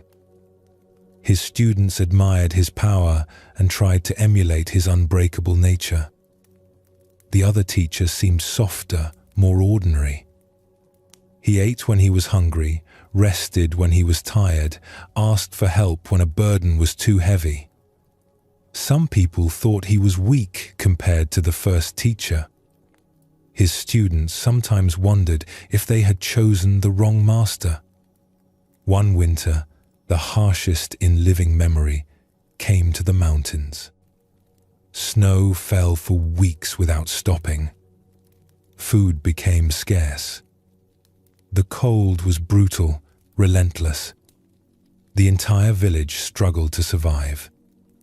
The first teacher continued his practices unchanged. He maintained his fasting schedule even as food grew scarce. He meditated outdoors through the freezing nights. He refused to acknowledge the severity of the conditions, believing that true strength meant never adapting, never yielding to circumstances. His body could not sustain this. The extreme conditions, combined with his refusal to adapt, broke him. He fell seriously ill. His iron strength, when it finally gave way, shattered completely. He survived the winter, but his health never fully recovered. His unbreakable approach had, in the end, broken him. The second teacher adapted to the winter. He ate smaller meals more frequently to conserve energy. He meditated indoors where it was warmer. He accepted help from others and offered help in return. He bent with the conditions without abandoning his practice. He was like bamboo in a storm, yielding to reality while maintaining his core integrity. When spring came, the second teacher was healthy and whole. He had not compromised his principles, but he had adapted his methods. He had been flexible enough to meet the conditions as they were, not as he wished them to be. His students finally understood what they had been learning. True strength is not rigid resistance to all conditions. True strength is the wisdom to know when to stand firm and when to bend, when to push through and when to rest, when to persist and when to adapt. Ren listened to this story while watching the bamboo continue its graceful movement in the wind. He could feel the teaching settling into his aching body, into his exhausted muscles, into the rigidity he had been holding. "I've been trying to be the first teacher," Ren said quietly. Pushing through everything, refusing to acknowledge when something is too much, thinking that any kind of yielding is weakness. "Yes. And what is your body telling you?" "That I'm breaking. That this approach isn't working." Your body is wise. It knows what the bamboo knows. There is a time to exert force and a time to yield. There is a time to work intensely and a time to rest. There is a time to bear a heavy load and a time to ask for help. Knowing which is which, adapting to what each moment requires, this is true strength. The master stood slowly. "Come, let's walk back. But walk slowly. Let your body move naturally. Don't force yourself to stand straight. Let yourself bend if you need to, like the bamboo bends. There is no shame in this. There is only wisdom." As they walked back through the dark monastery grounds, Ren noticed something. When he stopped forcing his body to be rigid, when he allowed himself to move with his pain instead of against it, movement became easier. Not painless, but easier. His body knew how to protect itself, how to move in ways that didn't aggravate the injury, but only when he stopped forcing it into rigid positions. The next morning, Ren approached the worksite differently. When a heavy beam needed to be moved, instead of trying to lift it alone to prove his strength, he asked another monk to help. Together, they moved it easily. When his back began to ache, instead of pushing through, he switched to a different task that didn't strain the same muscles. He was still working, still contributing, but adapting his effort to what his body could actually handle. The elder monk noticed this and approached. "You're avoiding the heavy work."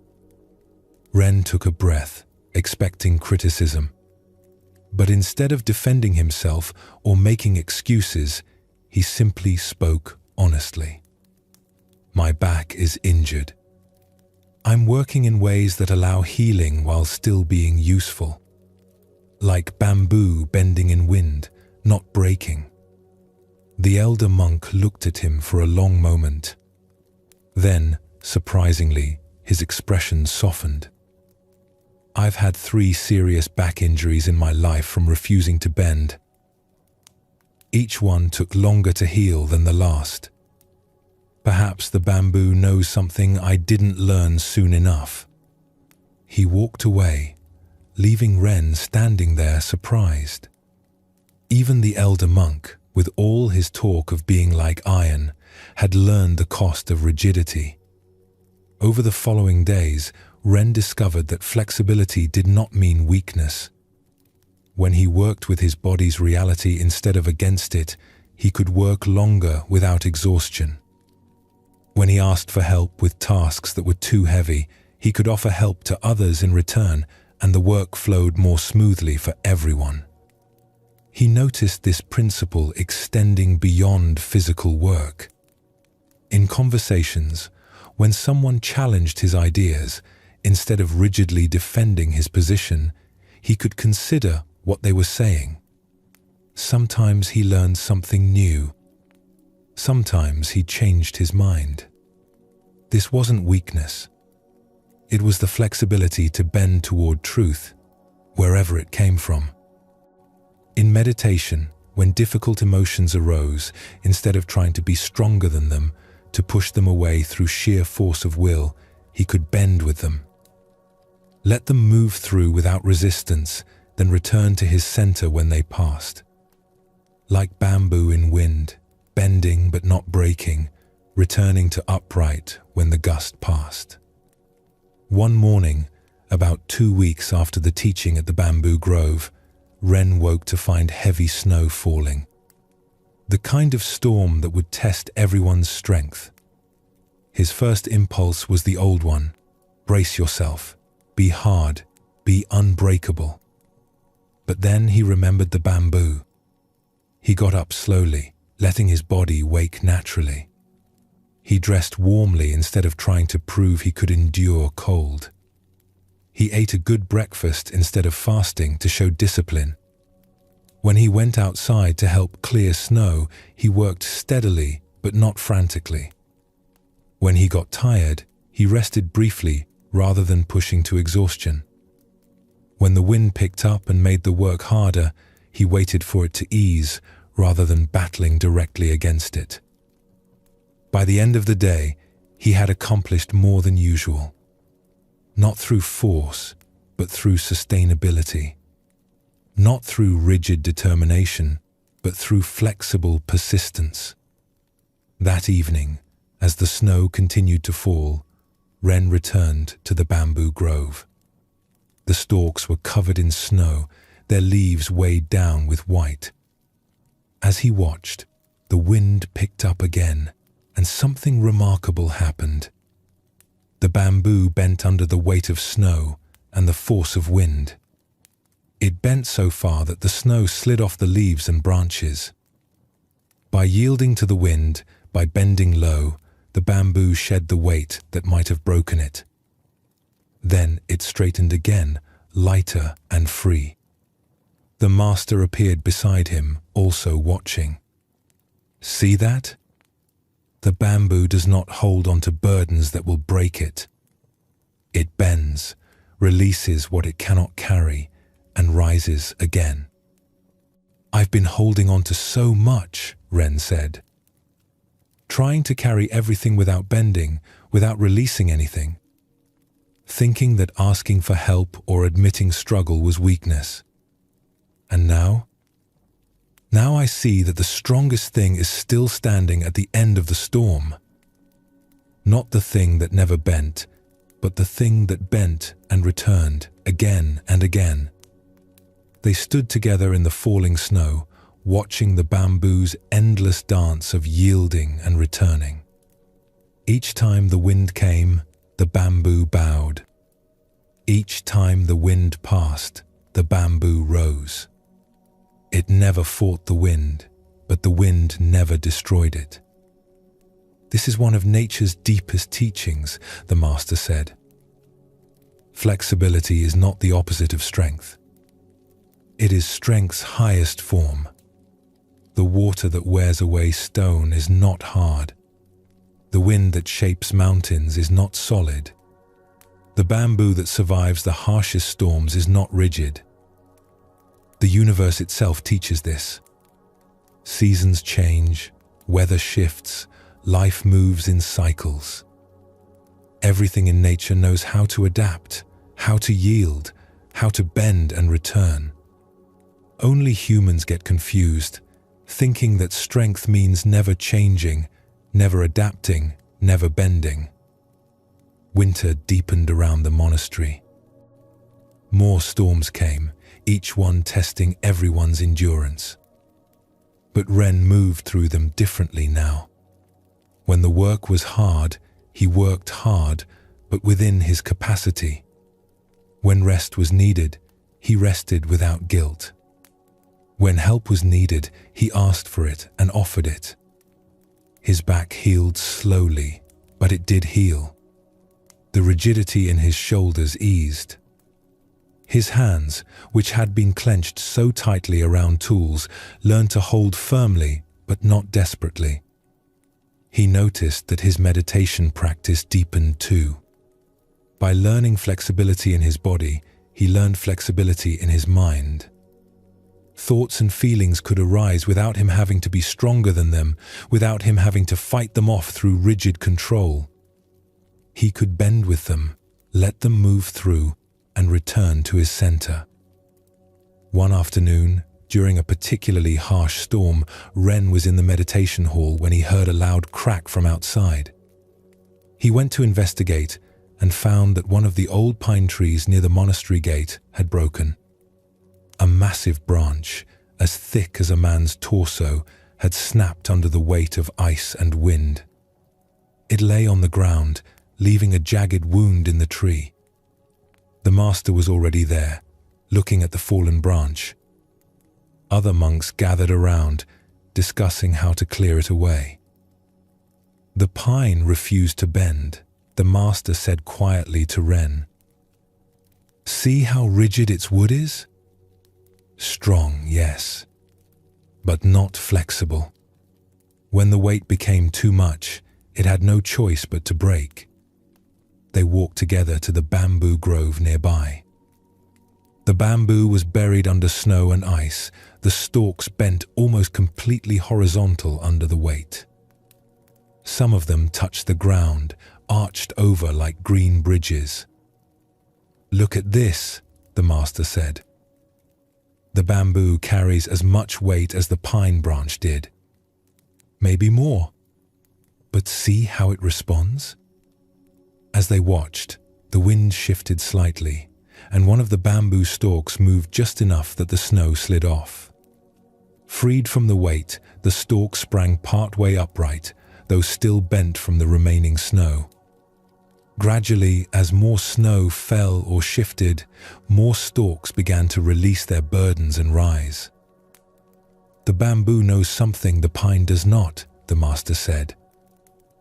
"It knows that you do not have to carry every burden to its breaking point. You can bend, release what is too heavy, and return." The pine tried to hold everything until it could hold no more, and then it broke. Ren thought about his own life. How often had he been like the pine branch? Holding on to everything, carrying every burden, refusing to bend or release anything until finally something broke? His back had been like that branch, holding rigid under too much weight until it gave way. "Teacher, how do we know when to bend? How do we know when we're carrying too much?" "Your body tells you." "Your mind tells you. But you have to listen." The pine branch had signals, small cracks and strains that appeared days before it broke. But a tree cannot respond to these signals. It has no choice but to hold until it breaks. You have a choice. You can feel when the weight is becoming too much, and you can choose to bend, to release some of the burden before you break. The master led Ren back to the broken pine. "There is something else to learn here. Look at the tree itself." Ren looked at the trunk. Despite the broken branch, the tree stood strong. The wound where the branch had torn away was ugly and raw, but the tree still lived. "Sometimes," the master said, "we hold rigid for so long that something does break. This is not the end. The tree will heal. The wound will close over time. New branches will grow. But healing takes longer than bending would have taken, and the scar remains. When you injured your back, this was like the branch breaking. It happened because you held rigid too long. But you are healing now. And you carry the lesson in your body. The scar, when it fully heals, will be a teacher.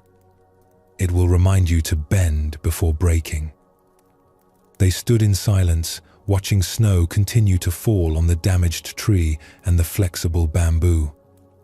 Two different approaches to the same storm. One had broken and would heal. The other bent and remained whole. "I don't want to break again," Ren said.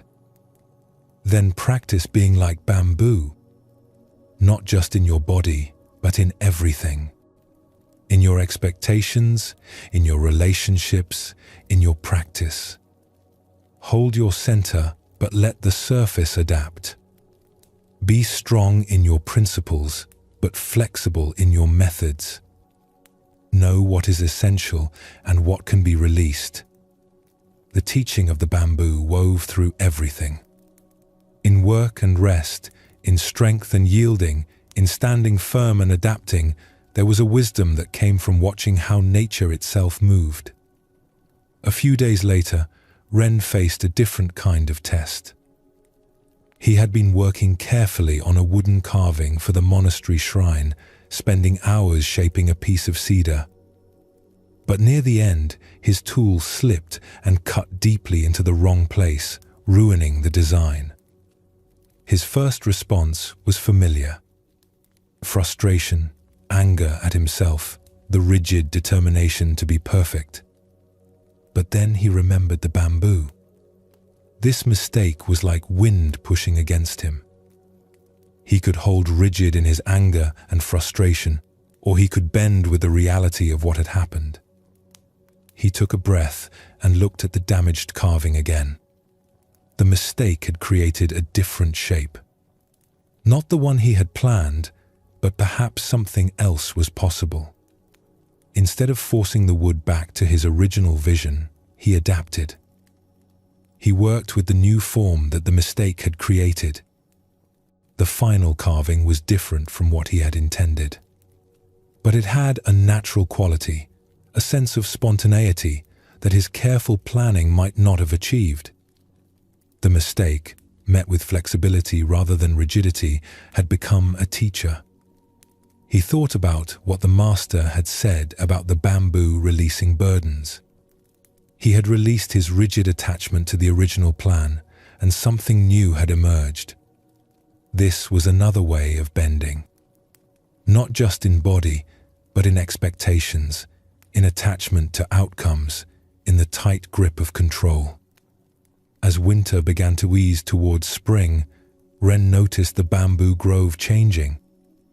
The snow melted, the weight lifted, and the stalks straightened. Some of them bore marks from the winter, small scars where ice had damaged leaves or where they had bent so far that the fibers showed stress. But they had survived. They stood green and whole, ready for another season. The broken pine branch had been cleared away. The tree showed new growth around its wound, slowly healing the damage. Both the bamboo and the pine would continue, but one had passed through winter by bending, the other by eventually breaking. Both were lessons. Both were teachers. Ren sat one evening in the bamboo grove, watching the stalks move in the early spring wind. Gentler wind now, not the harsh winter gales. The bamboo swayed easily, gracefully, its movement almost like a dance. He realized that the bamboo was not just bending away from force. It was also bending toward sun, toward water, toward the nutrients it needed. Flexibility was not just about avoiding damage. It was also about reaching toward what gives life. This felt important. He had learned to bend away from harm, to yield before breaking. But he could also learn to bend toward nourishment, toward truth, toward what helped him grow. Flexibility worked both ways. The bamboo never worried about being too flexible.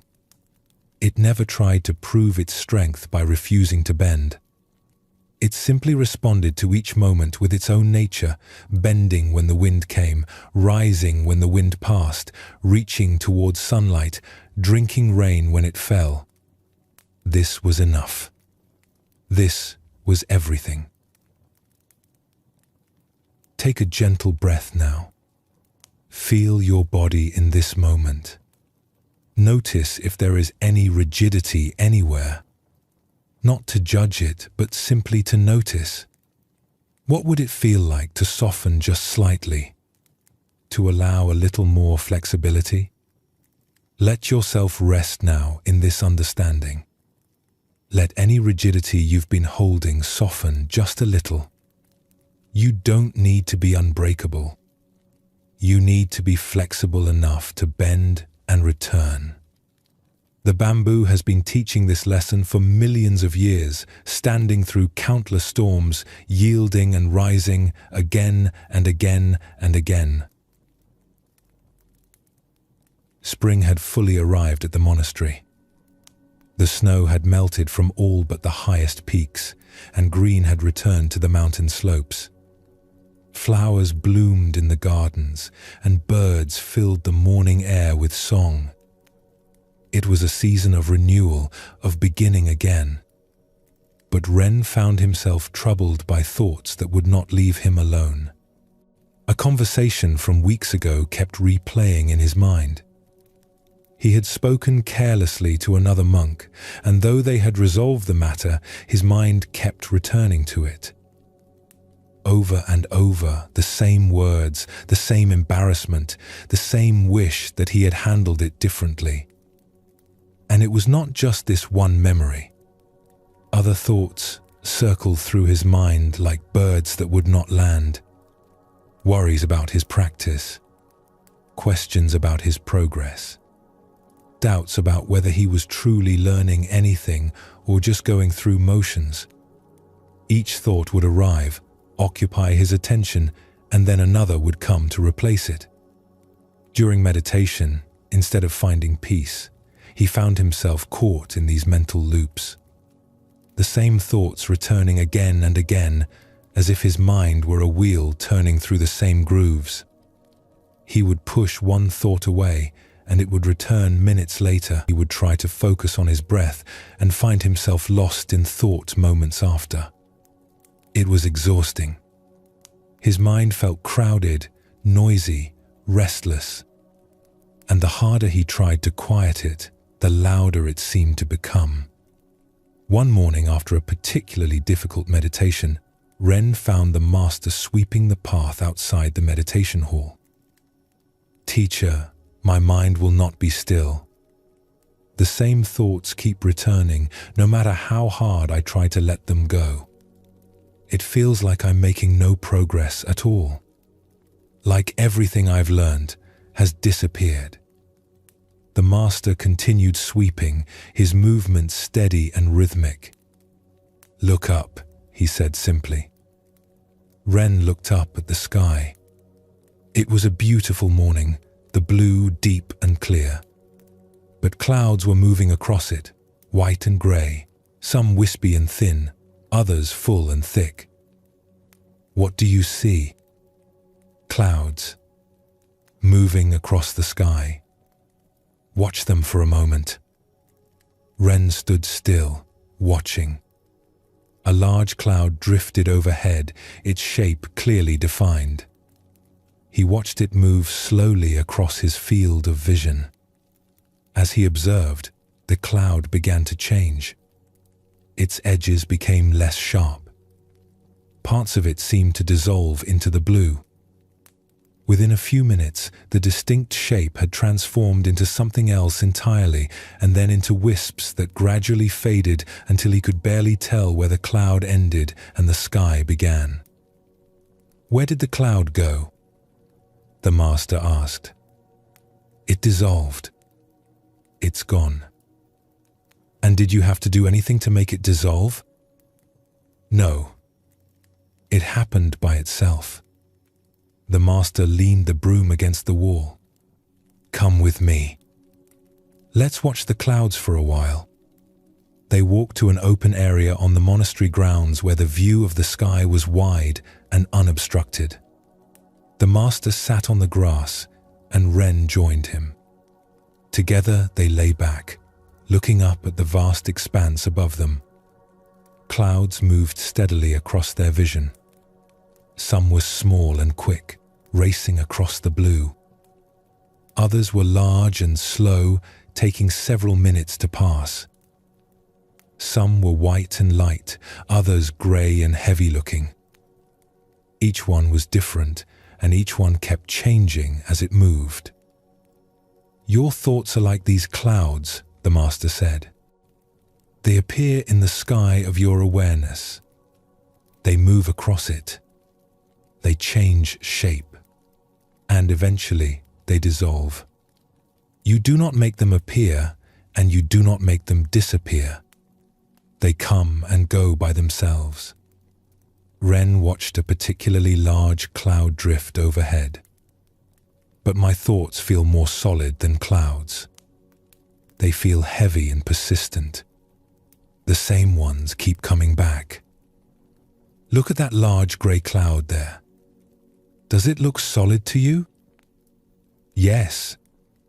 It looks heavy and thick. And yet it is made of nothing but water vapor and air. If you could pass through it, your hand would find nothing solid at all. The appearance of solidity is an illusion. The cloud has no more substance than the air around it. It only appears dense and heavy." The master pointed to another cloud. "That one looks like it will stay in the sky forever. But watch it." They watched in silence.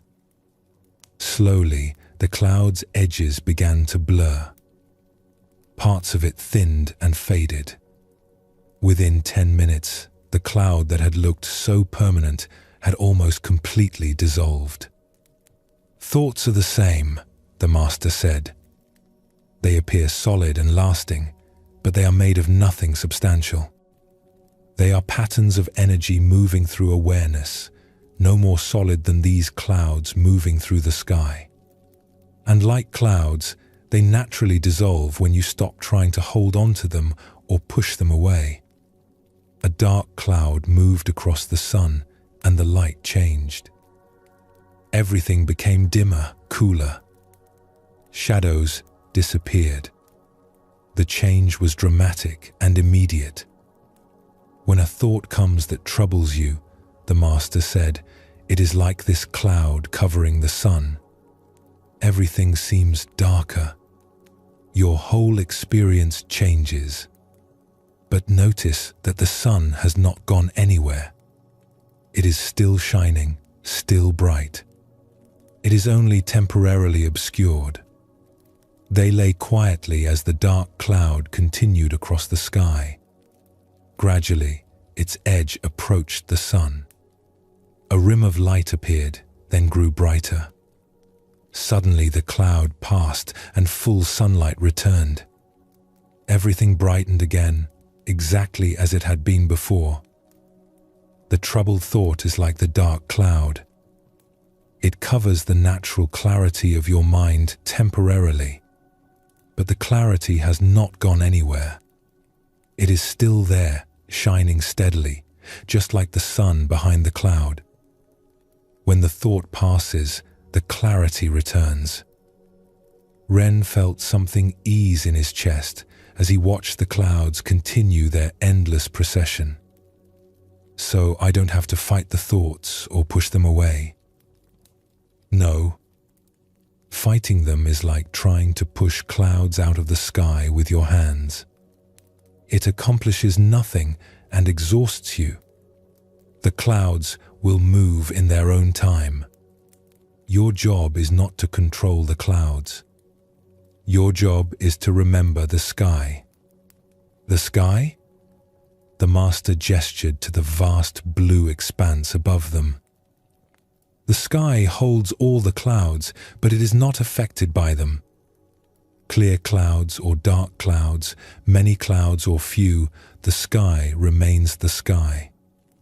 It does not fight the clouds. It does not grasp them or push them away. It simply allows them to move through. Your awareness is like the sky. Thoughts are like clouds moving through it. The thoughts come and go, appear and dissolve, but your awareness remains. It is not disturbed by the thoughts any more than the sky is disturbed by clouds.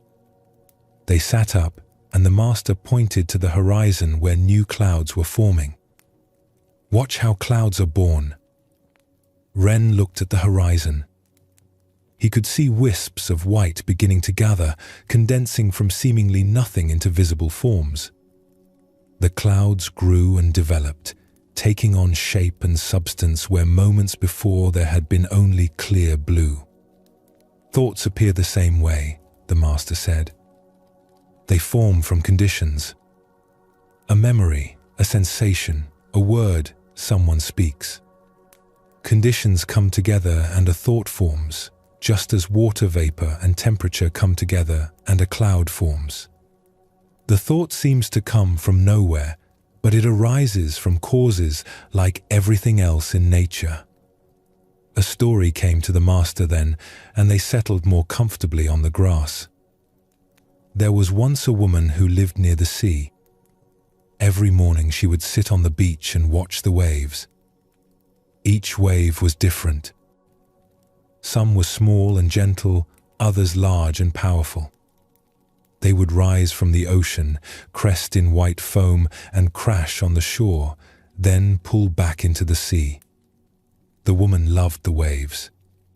She found them endlessly fascinating, each one unique and beautiful.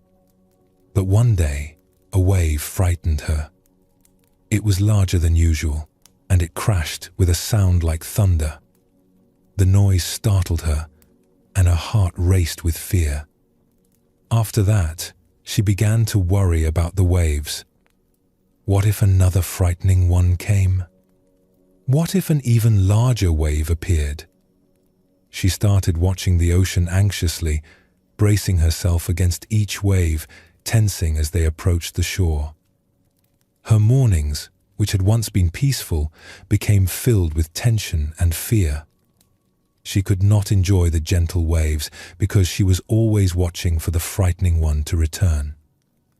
And return it did, not every day, but sometimes. Each time, her fear grew stronger. One morning, an old fisherman sat down beside her on the beach. He saw how she tensed with each wave, how she could not relax even when the ocean was calm. "Why do you fight the waves?" he asked. "I'm not fighting them," she said. "I'm protecting myself from them." By tensing against every wave? By living in fear of the ones that might be frightening? This is a kind of fighting. The woman did not understand. What should I do instead? Just let a huge wave crash over me? The fisherman smiled. "Tell me, what is a wave?" "A wave is water rising and falling." "Yes. And where does the wave come from?" "From the ocean." "And where does it go?" The woman thought about this. "Back into the ocean." "Exactly. The wave rises from the ocean, takes a form for a brief moment, and then returns to the ocean. It is not separate from the ocean. It is the ocean temporarily taking the form of a wave. And then the form dissolves, and there is only ocean again." He gestured to the water before them. Your thoughts and feelings are like waves rising from the ocean of your awareness. They take form, they move through your experience, and then they dissolve back into awareness. They are not separate from you. They are not attacking you. They are movements within your own being, like waves are movements within the ocean. The woman sat with this teaching, watching the waves with new understanding. a large wave rose and crashed, just as frightening in its sound and power as before. But this time, instead of bracing against it, she watched it.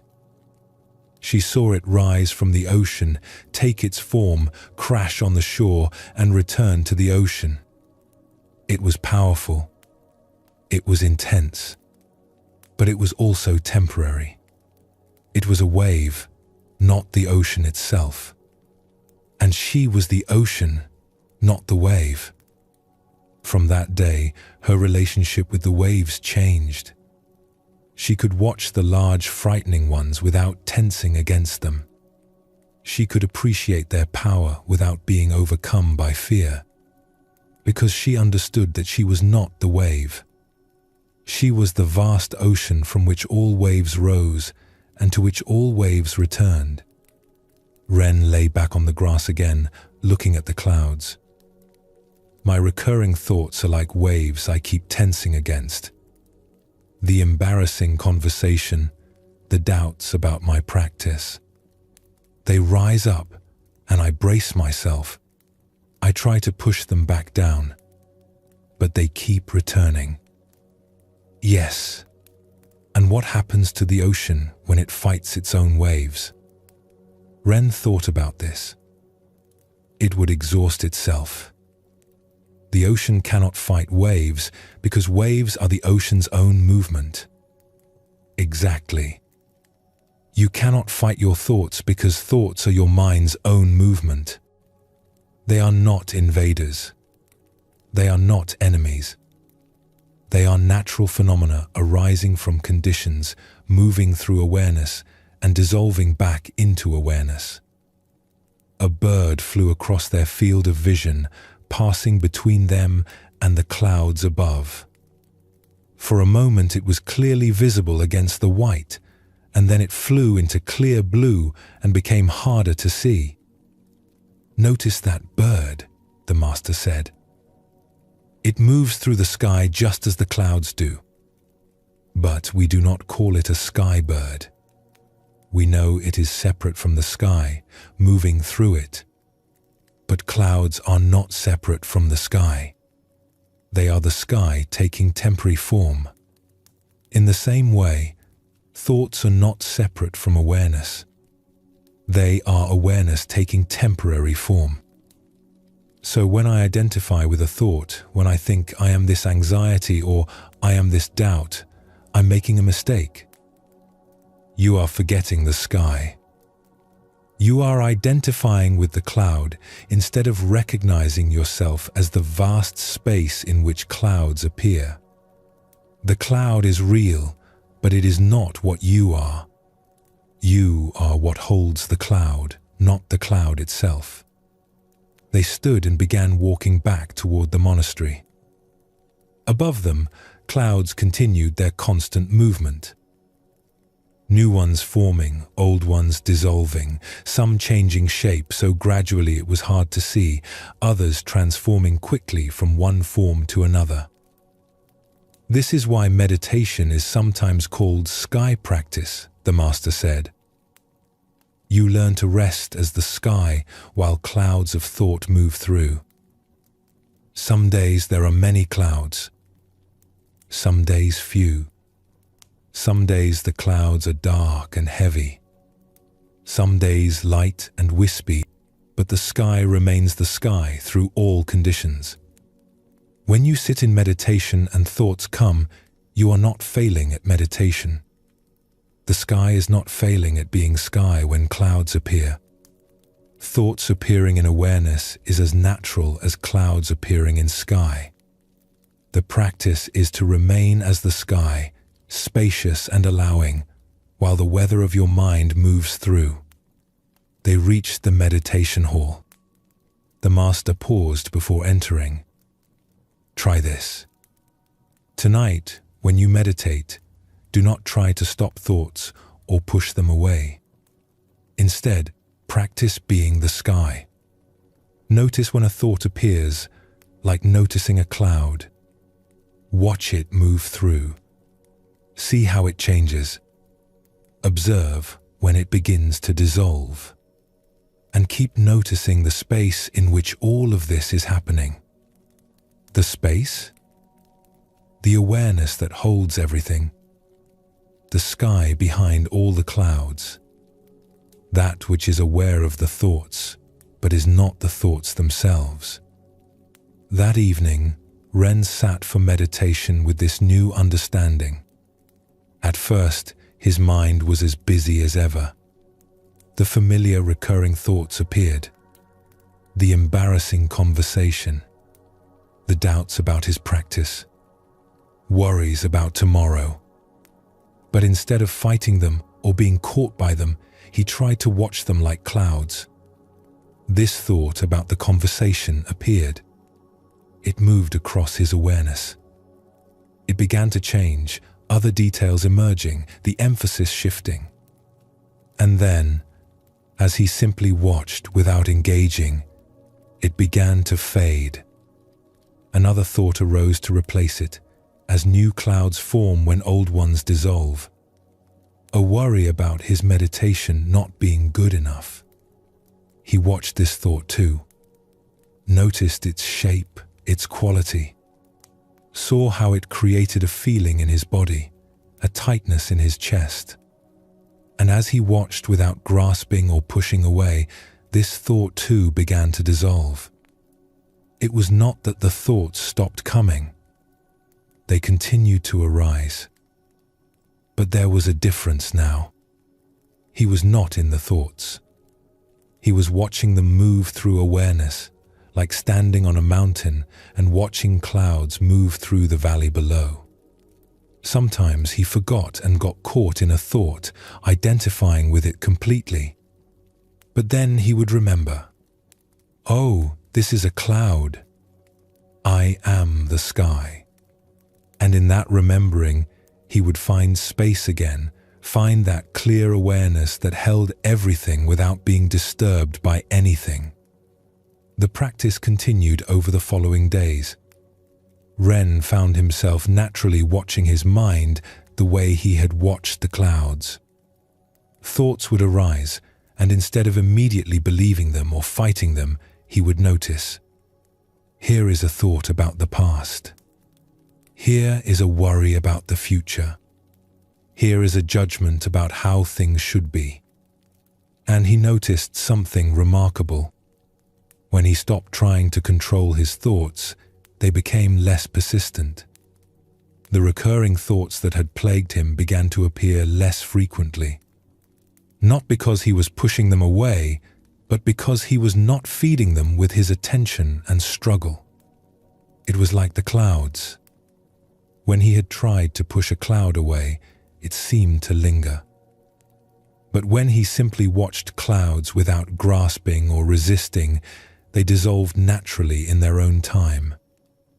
One afternoon, he was working in the garden when the thought about his embarrassing conversation arose again. His first instinct was the familiar one. Tense against it, wish it away, feel ashamed all over again. But then he remembered the clouds. He paused in his work, feeling the thought in his awareness. It was there, clear and distinct, like a cloud in a clear sky. He did not try to push it away. He did not get lost in it either. He simply let it be there, let it move through like a cloud passing overhead. And something shifted. The thought was still there, but the suffering around it was less. He could acknowledge the memory without being consumed by it. It was a thought, not his identity. It was a cloud, not the sky. The thought remained for a few more moments, then began to fade. Other thoughts arose. He returned to his gardening, and the thoughts continued their natural movement, appearing and dissolving while he remained present with the work in front of him. A week after the cloud teaching, a heavy storm rolled in over the mountains. Dark clouds filled the sky completely, blocking out the sun. Rain fell steadily, and thunder rumbled in the distance. Ren stood under the shelter of a covered walkway, watching the storm. the master joined him, also watching the rain fall. "Notice," the master said, "even on a day like this, the sky is still there. Behind all these storm clouds, beyond all this darkness, the sky remains unchanged. The sun is still shining above the clouds. But from down here, we cannot see it.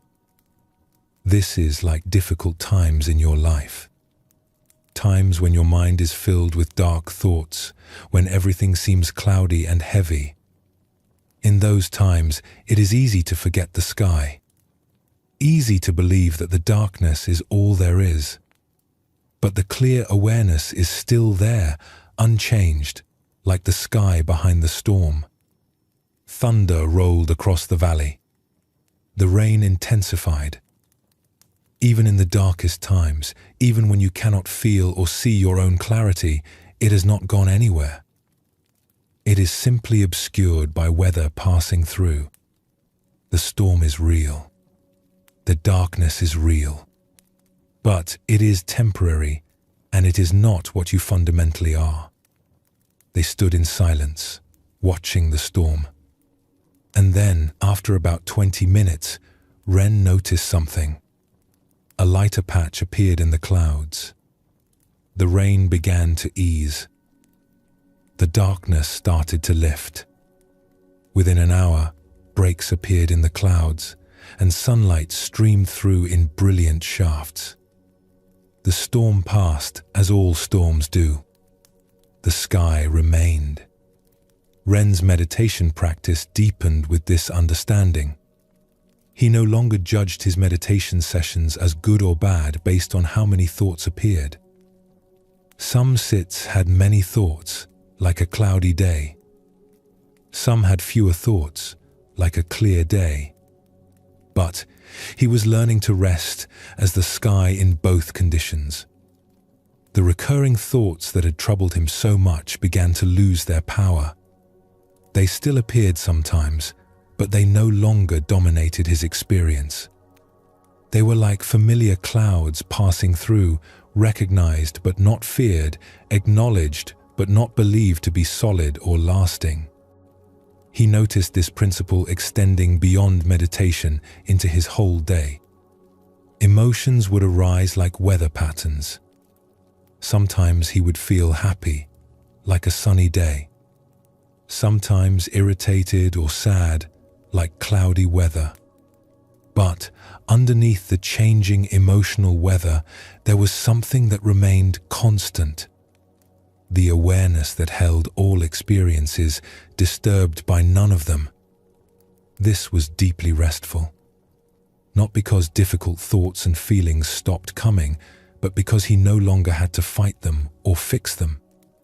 He could let them move through like clouds across the sky, natural phenomena arising and dissolving according to their own nature.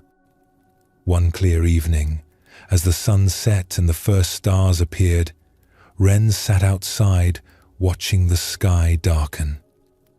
A few clouds drifted past, turning pink and orange in the sunset light, then fading to grey as night came on. The master sat down beside him. "What do you see now?" "I see clouds disappearing into darkness. But I know they're still there, even though I can't see them anymore." "Yes. At night, clouds become invisible. But they are still present, still moving through the sky. In the same way, even when you are not consciously watching your thoughts, they are still arising and dissolving. The sky of awareness continues, whether you are paying attention to it or not." The stars grew brighter as the sky darkened completely. The clouds were no longer visible, but Ren could sense their presence. Occasionally, a star would disappear briefly as a cloud passed in front of it, then reappear when the cloud moved on. "This is the ultimate teaching of the clouds," the master said. "Whether you watch them or not, whether you know they are there or not, clouds continue their natural movement. Arising, changing, dissolving. You do not need to manage this process. You do not need to control it. You only need to remember what you are. Not the clouds, but the sky. Not the thoughts, but the awareness in which thoughts appear. And when you forget, then you remember again, like the sun reappearing after a storm. The forgetting is natural, human. The remembering is the practice.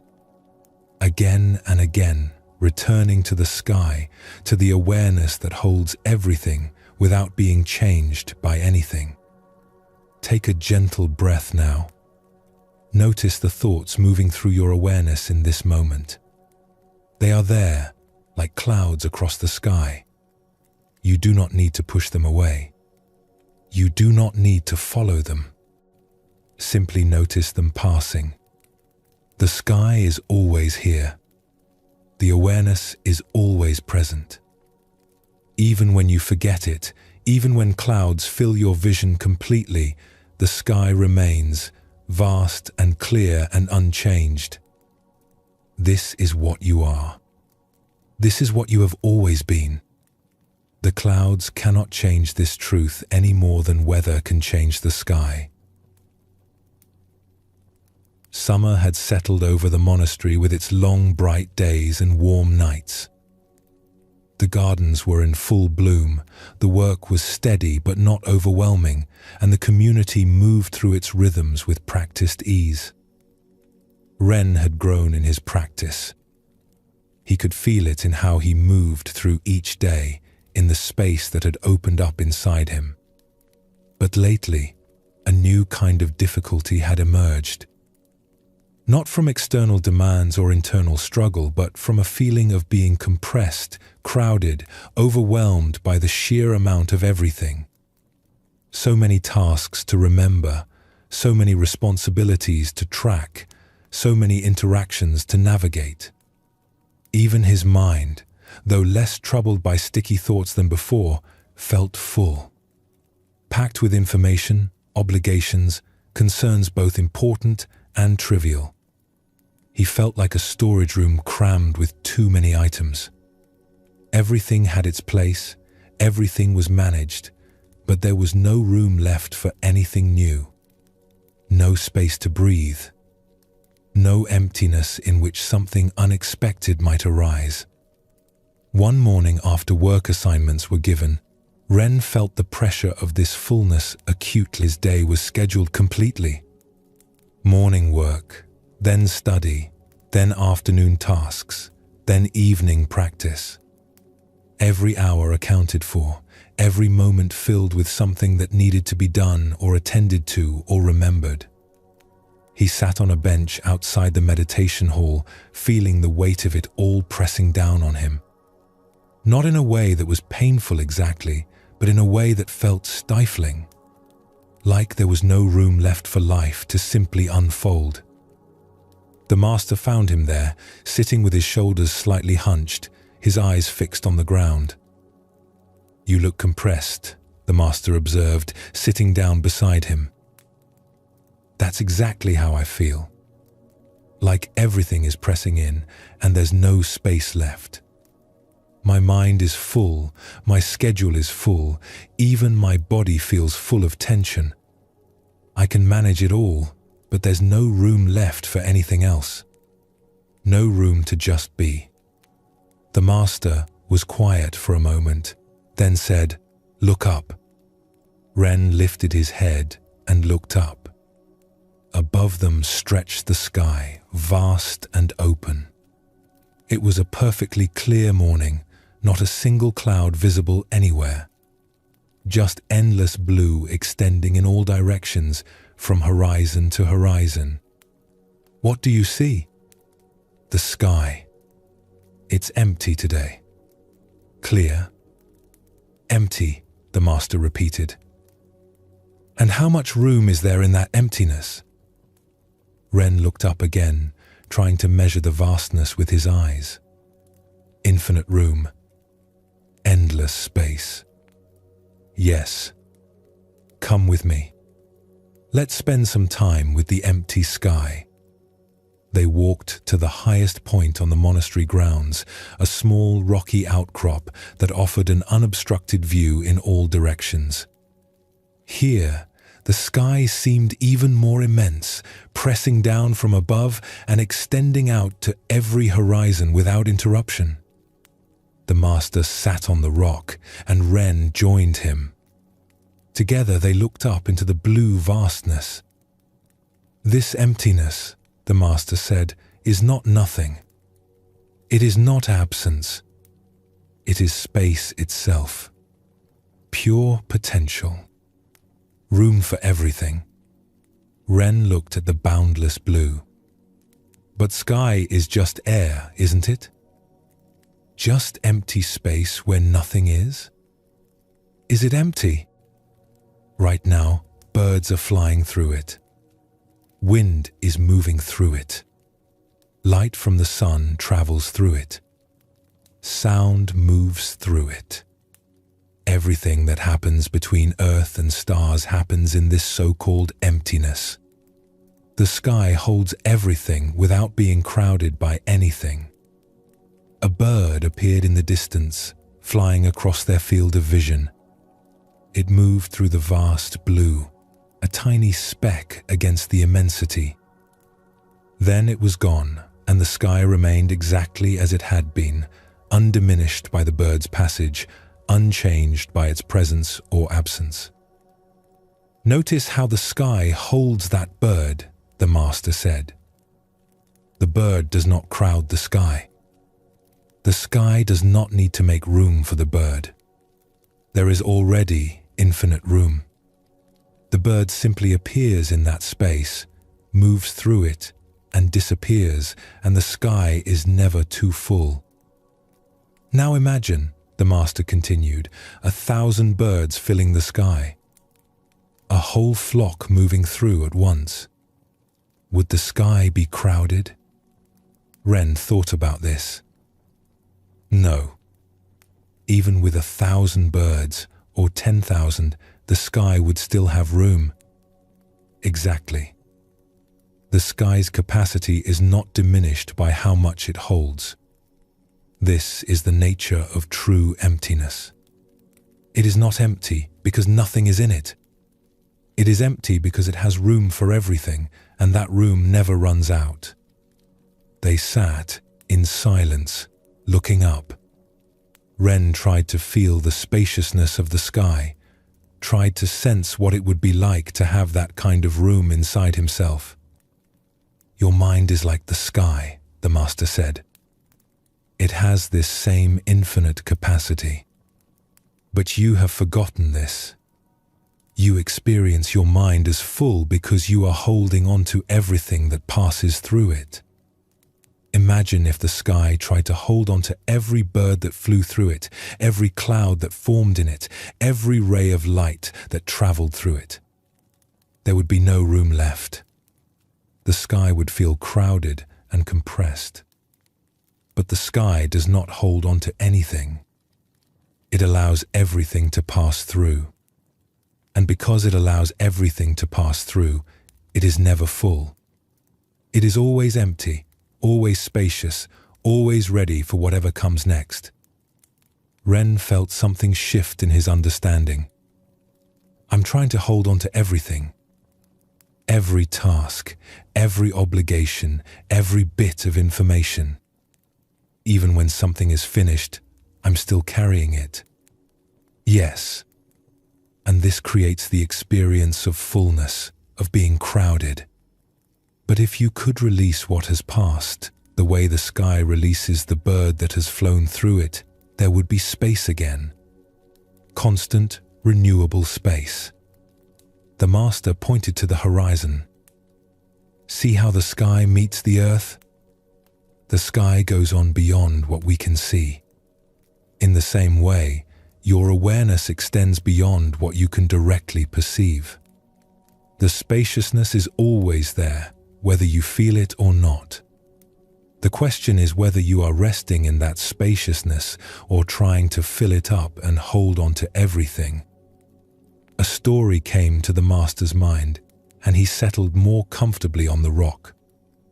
There was once a potter who lived in a small village. She was known for making beautiful vessels, pots and bowls and vases that were both functional and lovely. People would come from distant towns to buy her work. One day, a wealthy merchant visited her workshop. He saw shelf after shelf of finished pottery, each piece carefully made and beautifully glazed.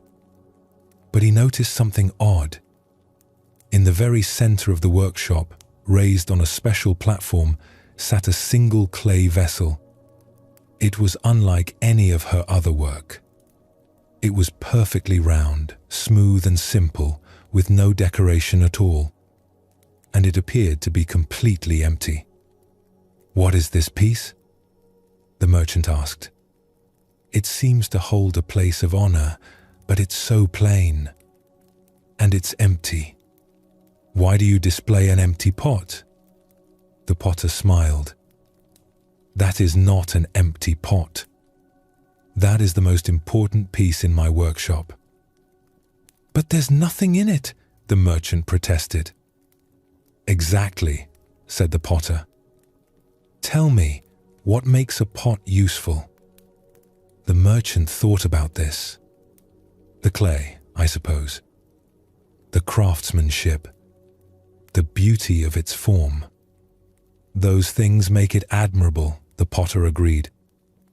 "But what makes it useful?" The merchant looked confused. "A pot is useful," the potter explained, "because of the emptiness inside it. The clay creates a boundary, a shape. But the function of a pot comes from the space within. Without that empty space, you cannot put water in it. You cannot store grain in it. You cannot use it for anything at all. The emptiness is not the absence of usefulness. The emptiness is the usefulness itself." She picked up the simple vessel from its platform and held it out. "This pot reminds me of the most important thing in my work. I shaped the clay, yes. But what I'm really creating is the emptiness inside. The space that can hold things. Without that space, all my craft and skill would be meaningless." The merchant looked at the pot with new understanding. "I've always thought of emptiness as nothing, as lack. But you're saying it's actually capacity." "Yes. Emptiness is not poverty. It is possibility. It is room.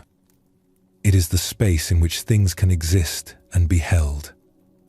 The merchant bought several of the potter's vessels that day, but he kept thinking about the simple empty pot on the platform.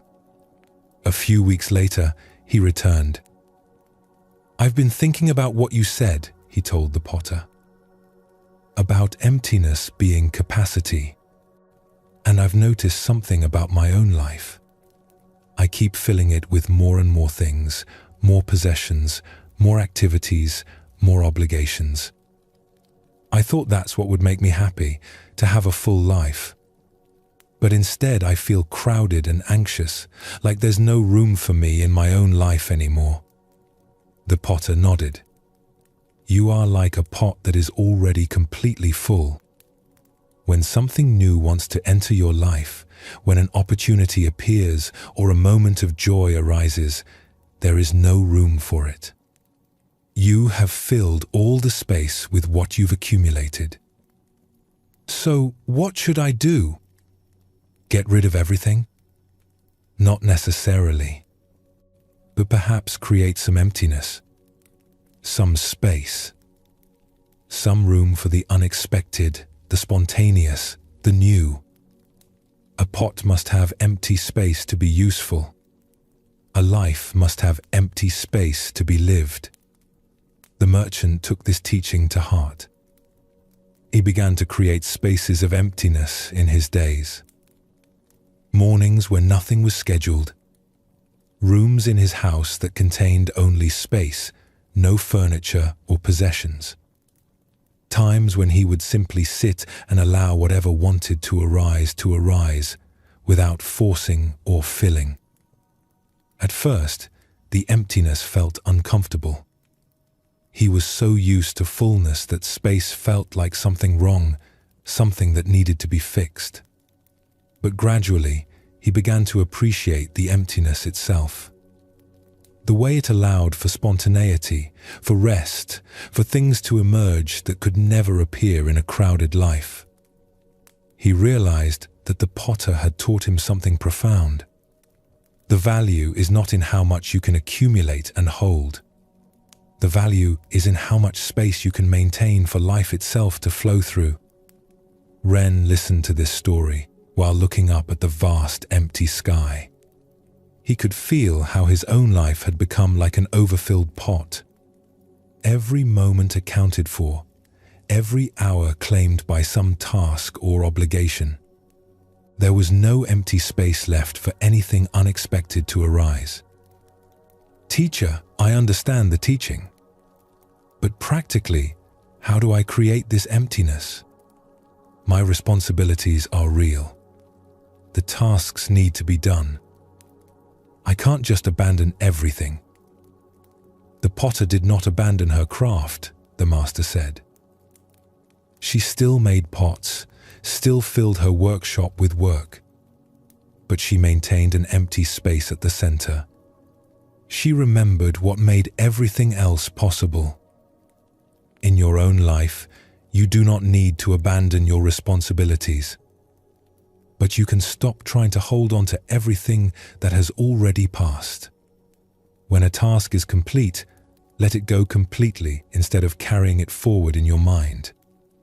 When a moment has finished, release it rather than adding it to the pile of accumulated moments you're storing. The master gestured to the sky. The sky does not become less spacious by allowing things to pass through it. Your mind does not become less capable by releasing what has already happened. In fact, it becomes more capable because there is space for what is actually present. They sat in silence for a long time, just being with the vast empty sky. Ren tried to feel into that quality of spaciousness. What would it be like to have that much room inside? To not feel compressed and crowded, but open and available? As he sat, he began to notice something. His breathing had more space in it. Instead of quick, shallow breaths, there was room for deeper, slower breathing. And with that, his chest felt less tight. His shoulders dropped slightly. The physical sensation of compression began to ease. You're discovering something, the master observed. When I stopped trying to hold everything, when I let my attention rest in the space rather than in all the things filling the space, there's actual physical relief. My body feels less compressed. Yes, the body and mind are not separate. When the mind feels crowded, the body contracts. When you remember the spaciousness, the body can expand again. This is why the sky is such an important teacher. It shows you what is always available. Not by adding something, but by recognizing the space that was already there. The master pointed to Ren's chest. Right now, inside your body, there is space. Between every cell, around every organ, there is emptiness. Your body is not solid. It is mostly space. And it is that space that allows everything to function. The heart has room to beat. The lungs have room to expand. Blood has room to flow. Life happens in the spaces, not in the solid parts. Ren put his hand on his chest, trying to feel this space inside himself. And he could sense it, not as an absence, but as a presence. The space in which his heart beat, in which his breath moved, in which life itself flowed. This emptiness inside you, the master continued, is not different from the emptiness of the sky. It is the same space, the same capacity, the same infinite room for whatever needs to arise. A wind picked up, moving across the rocky outcrop where they sat. Ren felt it touch his face, move through his hair, flow past his body. The wind was invisible, but he could feel its presence clearly. "The wind moves through the empty sky," the master said. "If the sky were full, there would be no room for wind. But because the sky is empty, the wind can move freely. In the same way, when you maintain emptiness in your awareness, life can move through you freely. Inspiration can arise. Intuition can speak. Spontaneity can emerge. But only if there is room." They stood and began walking back toward the monastery.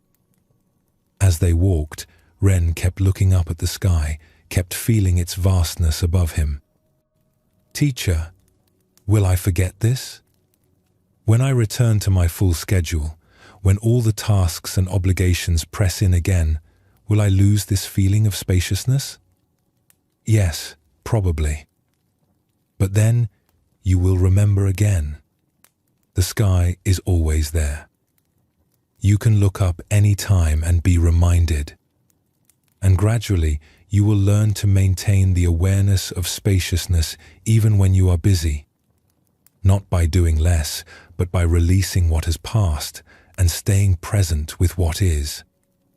That afternoon, Ren went about his tasks with a different quality. When he finished one job, instead of immediately carrying it forward in his mind while starting the next, he paused. Just for a moment. A tiny space between tasks. In that space, he could feel the emptiness, the room, the capacity for the next thing to arise fresh. It was subtle, but it changed everything. Each task felt less like another item being added to an already overfull container. Each moment felt more like something arising in vast space and then dissolving back into that space when it was complete. During evening meditation, Ren sat with an awareness of the empty space. Not trying to create it, but recognizing it was already there. The space in which thoughts arose. The space in which sensations appeared. The space in which his entire experience was happening. Thoughts still came, but they seemed less substantial, less solid. They were like birds flying through the sky, present for a moment and then gone, leaving the space unchanged. A memory arose of something he had said wrong earlier in the day. Usually, he would grasp this memory, hold it, turn it over and over in his mind. But now he watched it appear in the space of awareness, watched it exist for a moment, and then watched it dissolve back into space. It came and went, and the space remained. This was deeply restful. Not because nothing was happening, but because he was not trying to hold on to everything that happened. There was room for experience to arise and pass, endlessly, without ever becoming crowded. Over the following days, Ren practiced maintaining this awareness of spaciousness. It was not always easy. His habit of filling every moment, of holding on to everything, was strong. But each time he remembered to look up at the sky, each time he paused between tasks, he could feel the space again. He began to notice spaciousness in other places too. The silence between sounds, the pause between breaths, the gap between one thought ending and another beginning. These tiny spaces had always been there, but he had never paid attention to them. Now he saw that these spaces were not empty nothingness. They were the very ground in which everything else arose. One morning, he woke before dawn and went outside. The sky was still dark, filled with stars. He lay on his back in the grass and looked up. The stars seemed infinitely distant, separated by vast reaches of black space. But it was the space between the stars that allowed him to see the stars at all. Without that darkness, without that emptiness, the stars would be invisible. The Master appeared and lay down beside him. Beautiful, isn't it? I never appreciated the empty space before, Ren said. I only looked at the stars. But now I can see that the emptiness is just as important. Maybe more important. In art, the Master said, this is called negative space. The empty areas that define and give meaning to the filled areas. A painting is not just the brushstrokes. It is also the empty canvas showing through. A piece of music is not just the notes. It is also the silence between the notes. The emptiness is not the absence of the thing. It is what allows the thing to exist and be perceived. In your life, the emptiness is not the absence of living. It is what allows life to happen. Without space, there is no room for anything new to emerge. Without pauses, there is no room for rest or reflection. Without silence, there is no room for listening or understanding. As the sky began to lighten with approaching dawn, they sat up and watched the transformation. The stars faded one by one, not because they stopped existing, but because the growing light made them invisible. The darkness that had made them visible was replaced by the blue brightness of day. The emptiness takes different forms, the Master said. Sometimes it appears as darkness, like the night sky. Sometimes as brightness, like the blue day sky. But in both cases, it is the same essential space, the same infinite capacity to hold whatever arises. The sun rose, and the whole sky filled with color. Orange and pink and gold painted across the blue. But underneath all that color, the space remained. The vastness that could hold sunrise and sunset, storm and calm, day and night, without ever being diminished or crowded. This is what you are, the Master said quietly. Not the changing content, but the unchanging space. Not the thoughts and feelings and experiences that come and go, but the vast awareness in which all of that appears. The sky is not separate from you. It is showing you your own nature. Ren felt tears come to his eyes, though he could not say exactly why. Something about this teaching touched him deeply. All his life he had been trying to be something, to become someone, to fill himself with achievements and understanding and worthiness. But here was a teaching that said his true nature was not what he could accumulate, but the space itself. The emptiness that was already complete, already whole, already infinite. I've been trying to prove my worth by how much I could hold, Ren said quietly. How much I could accomplish, how much I could carry, how full I could make my life. But that was never what mattered. No, the Master agreed. Your worth is not measured by fullness. It is inherent in the space itself. The sky is not valuable because of what fills it. It is valuable because of its infinite capacity to hold everything. You are the same. Ren looked up at the brightening sky, feeling something profound settling into understanding.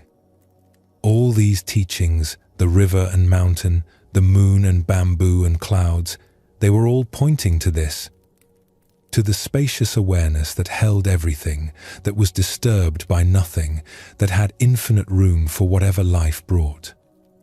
The emptiness was not cold or distant. It was intimate and immediate. It was the very space in which he existed, in which everything existed, and it was inexhaustible. And so our journey tonight comes to a gentle close. The teachings have been offered. Nature has spoken in many voices, each one revealing the same essential truth. The river taught about flowing rather than forcing, about finding your way through obstacles by yielding instead of resisting. The mountain showed the steadiness that remains beneath all changing conditions. The moon revealed the difference between what is real and what is merely reflection. The bamboo demonstrated that true strength comes through flexibility, not rigidity. The clouds showed how thoughts arise and dissolve in the vast sky of awareness. And the empty sky itself pointed to the infinite spaciousness that holds everything. These were not separate lessons, but different views of the same wisdom. You are not what passes through. You are what remains. Not the weather, but the sky. Not the wave, but the ocean. Not the cloud, but the space in which it appears. The river still flows, finding its path without struggle. The mountain still stands, steady through every storm. The bamboo still bends in the wind, returning upright again and again. Above it all, the sky holds everything, vast and unchanging. Nature continues its endless teaching, available to anyone who pauses to observe. The wisdom is always here, speaking through water and stone, through wind and space, through every element of the world around us. Rest now in what you have received. These truths were never far from you. They live in your breath, in your body, in the awareness that holds these very words. The path was always here, leading not to somewhere else, but home to what you already are. The teachings have been given. The rest is simply living them, one moment at a time, as natural as water flowing downhill, as inevitable as seasons turning, as spacious as the empty sky. Sleep well, and thank you for joining us here at Sleepy Monk.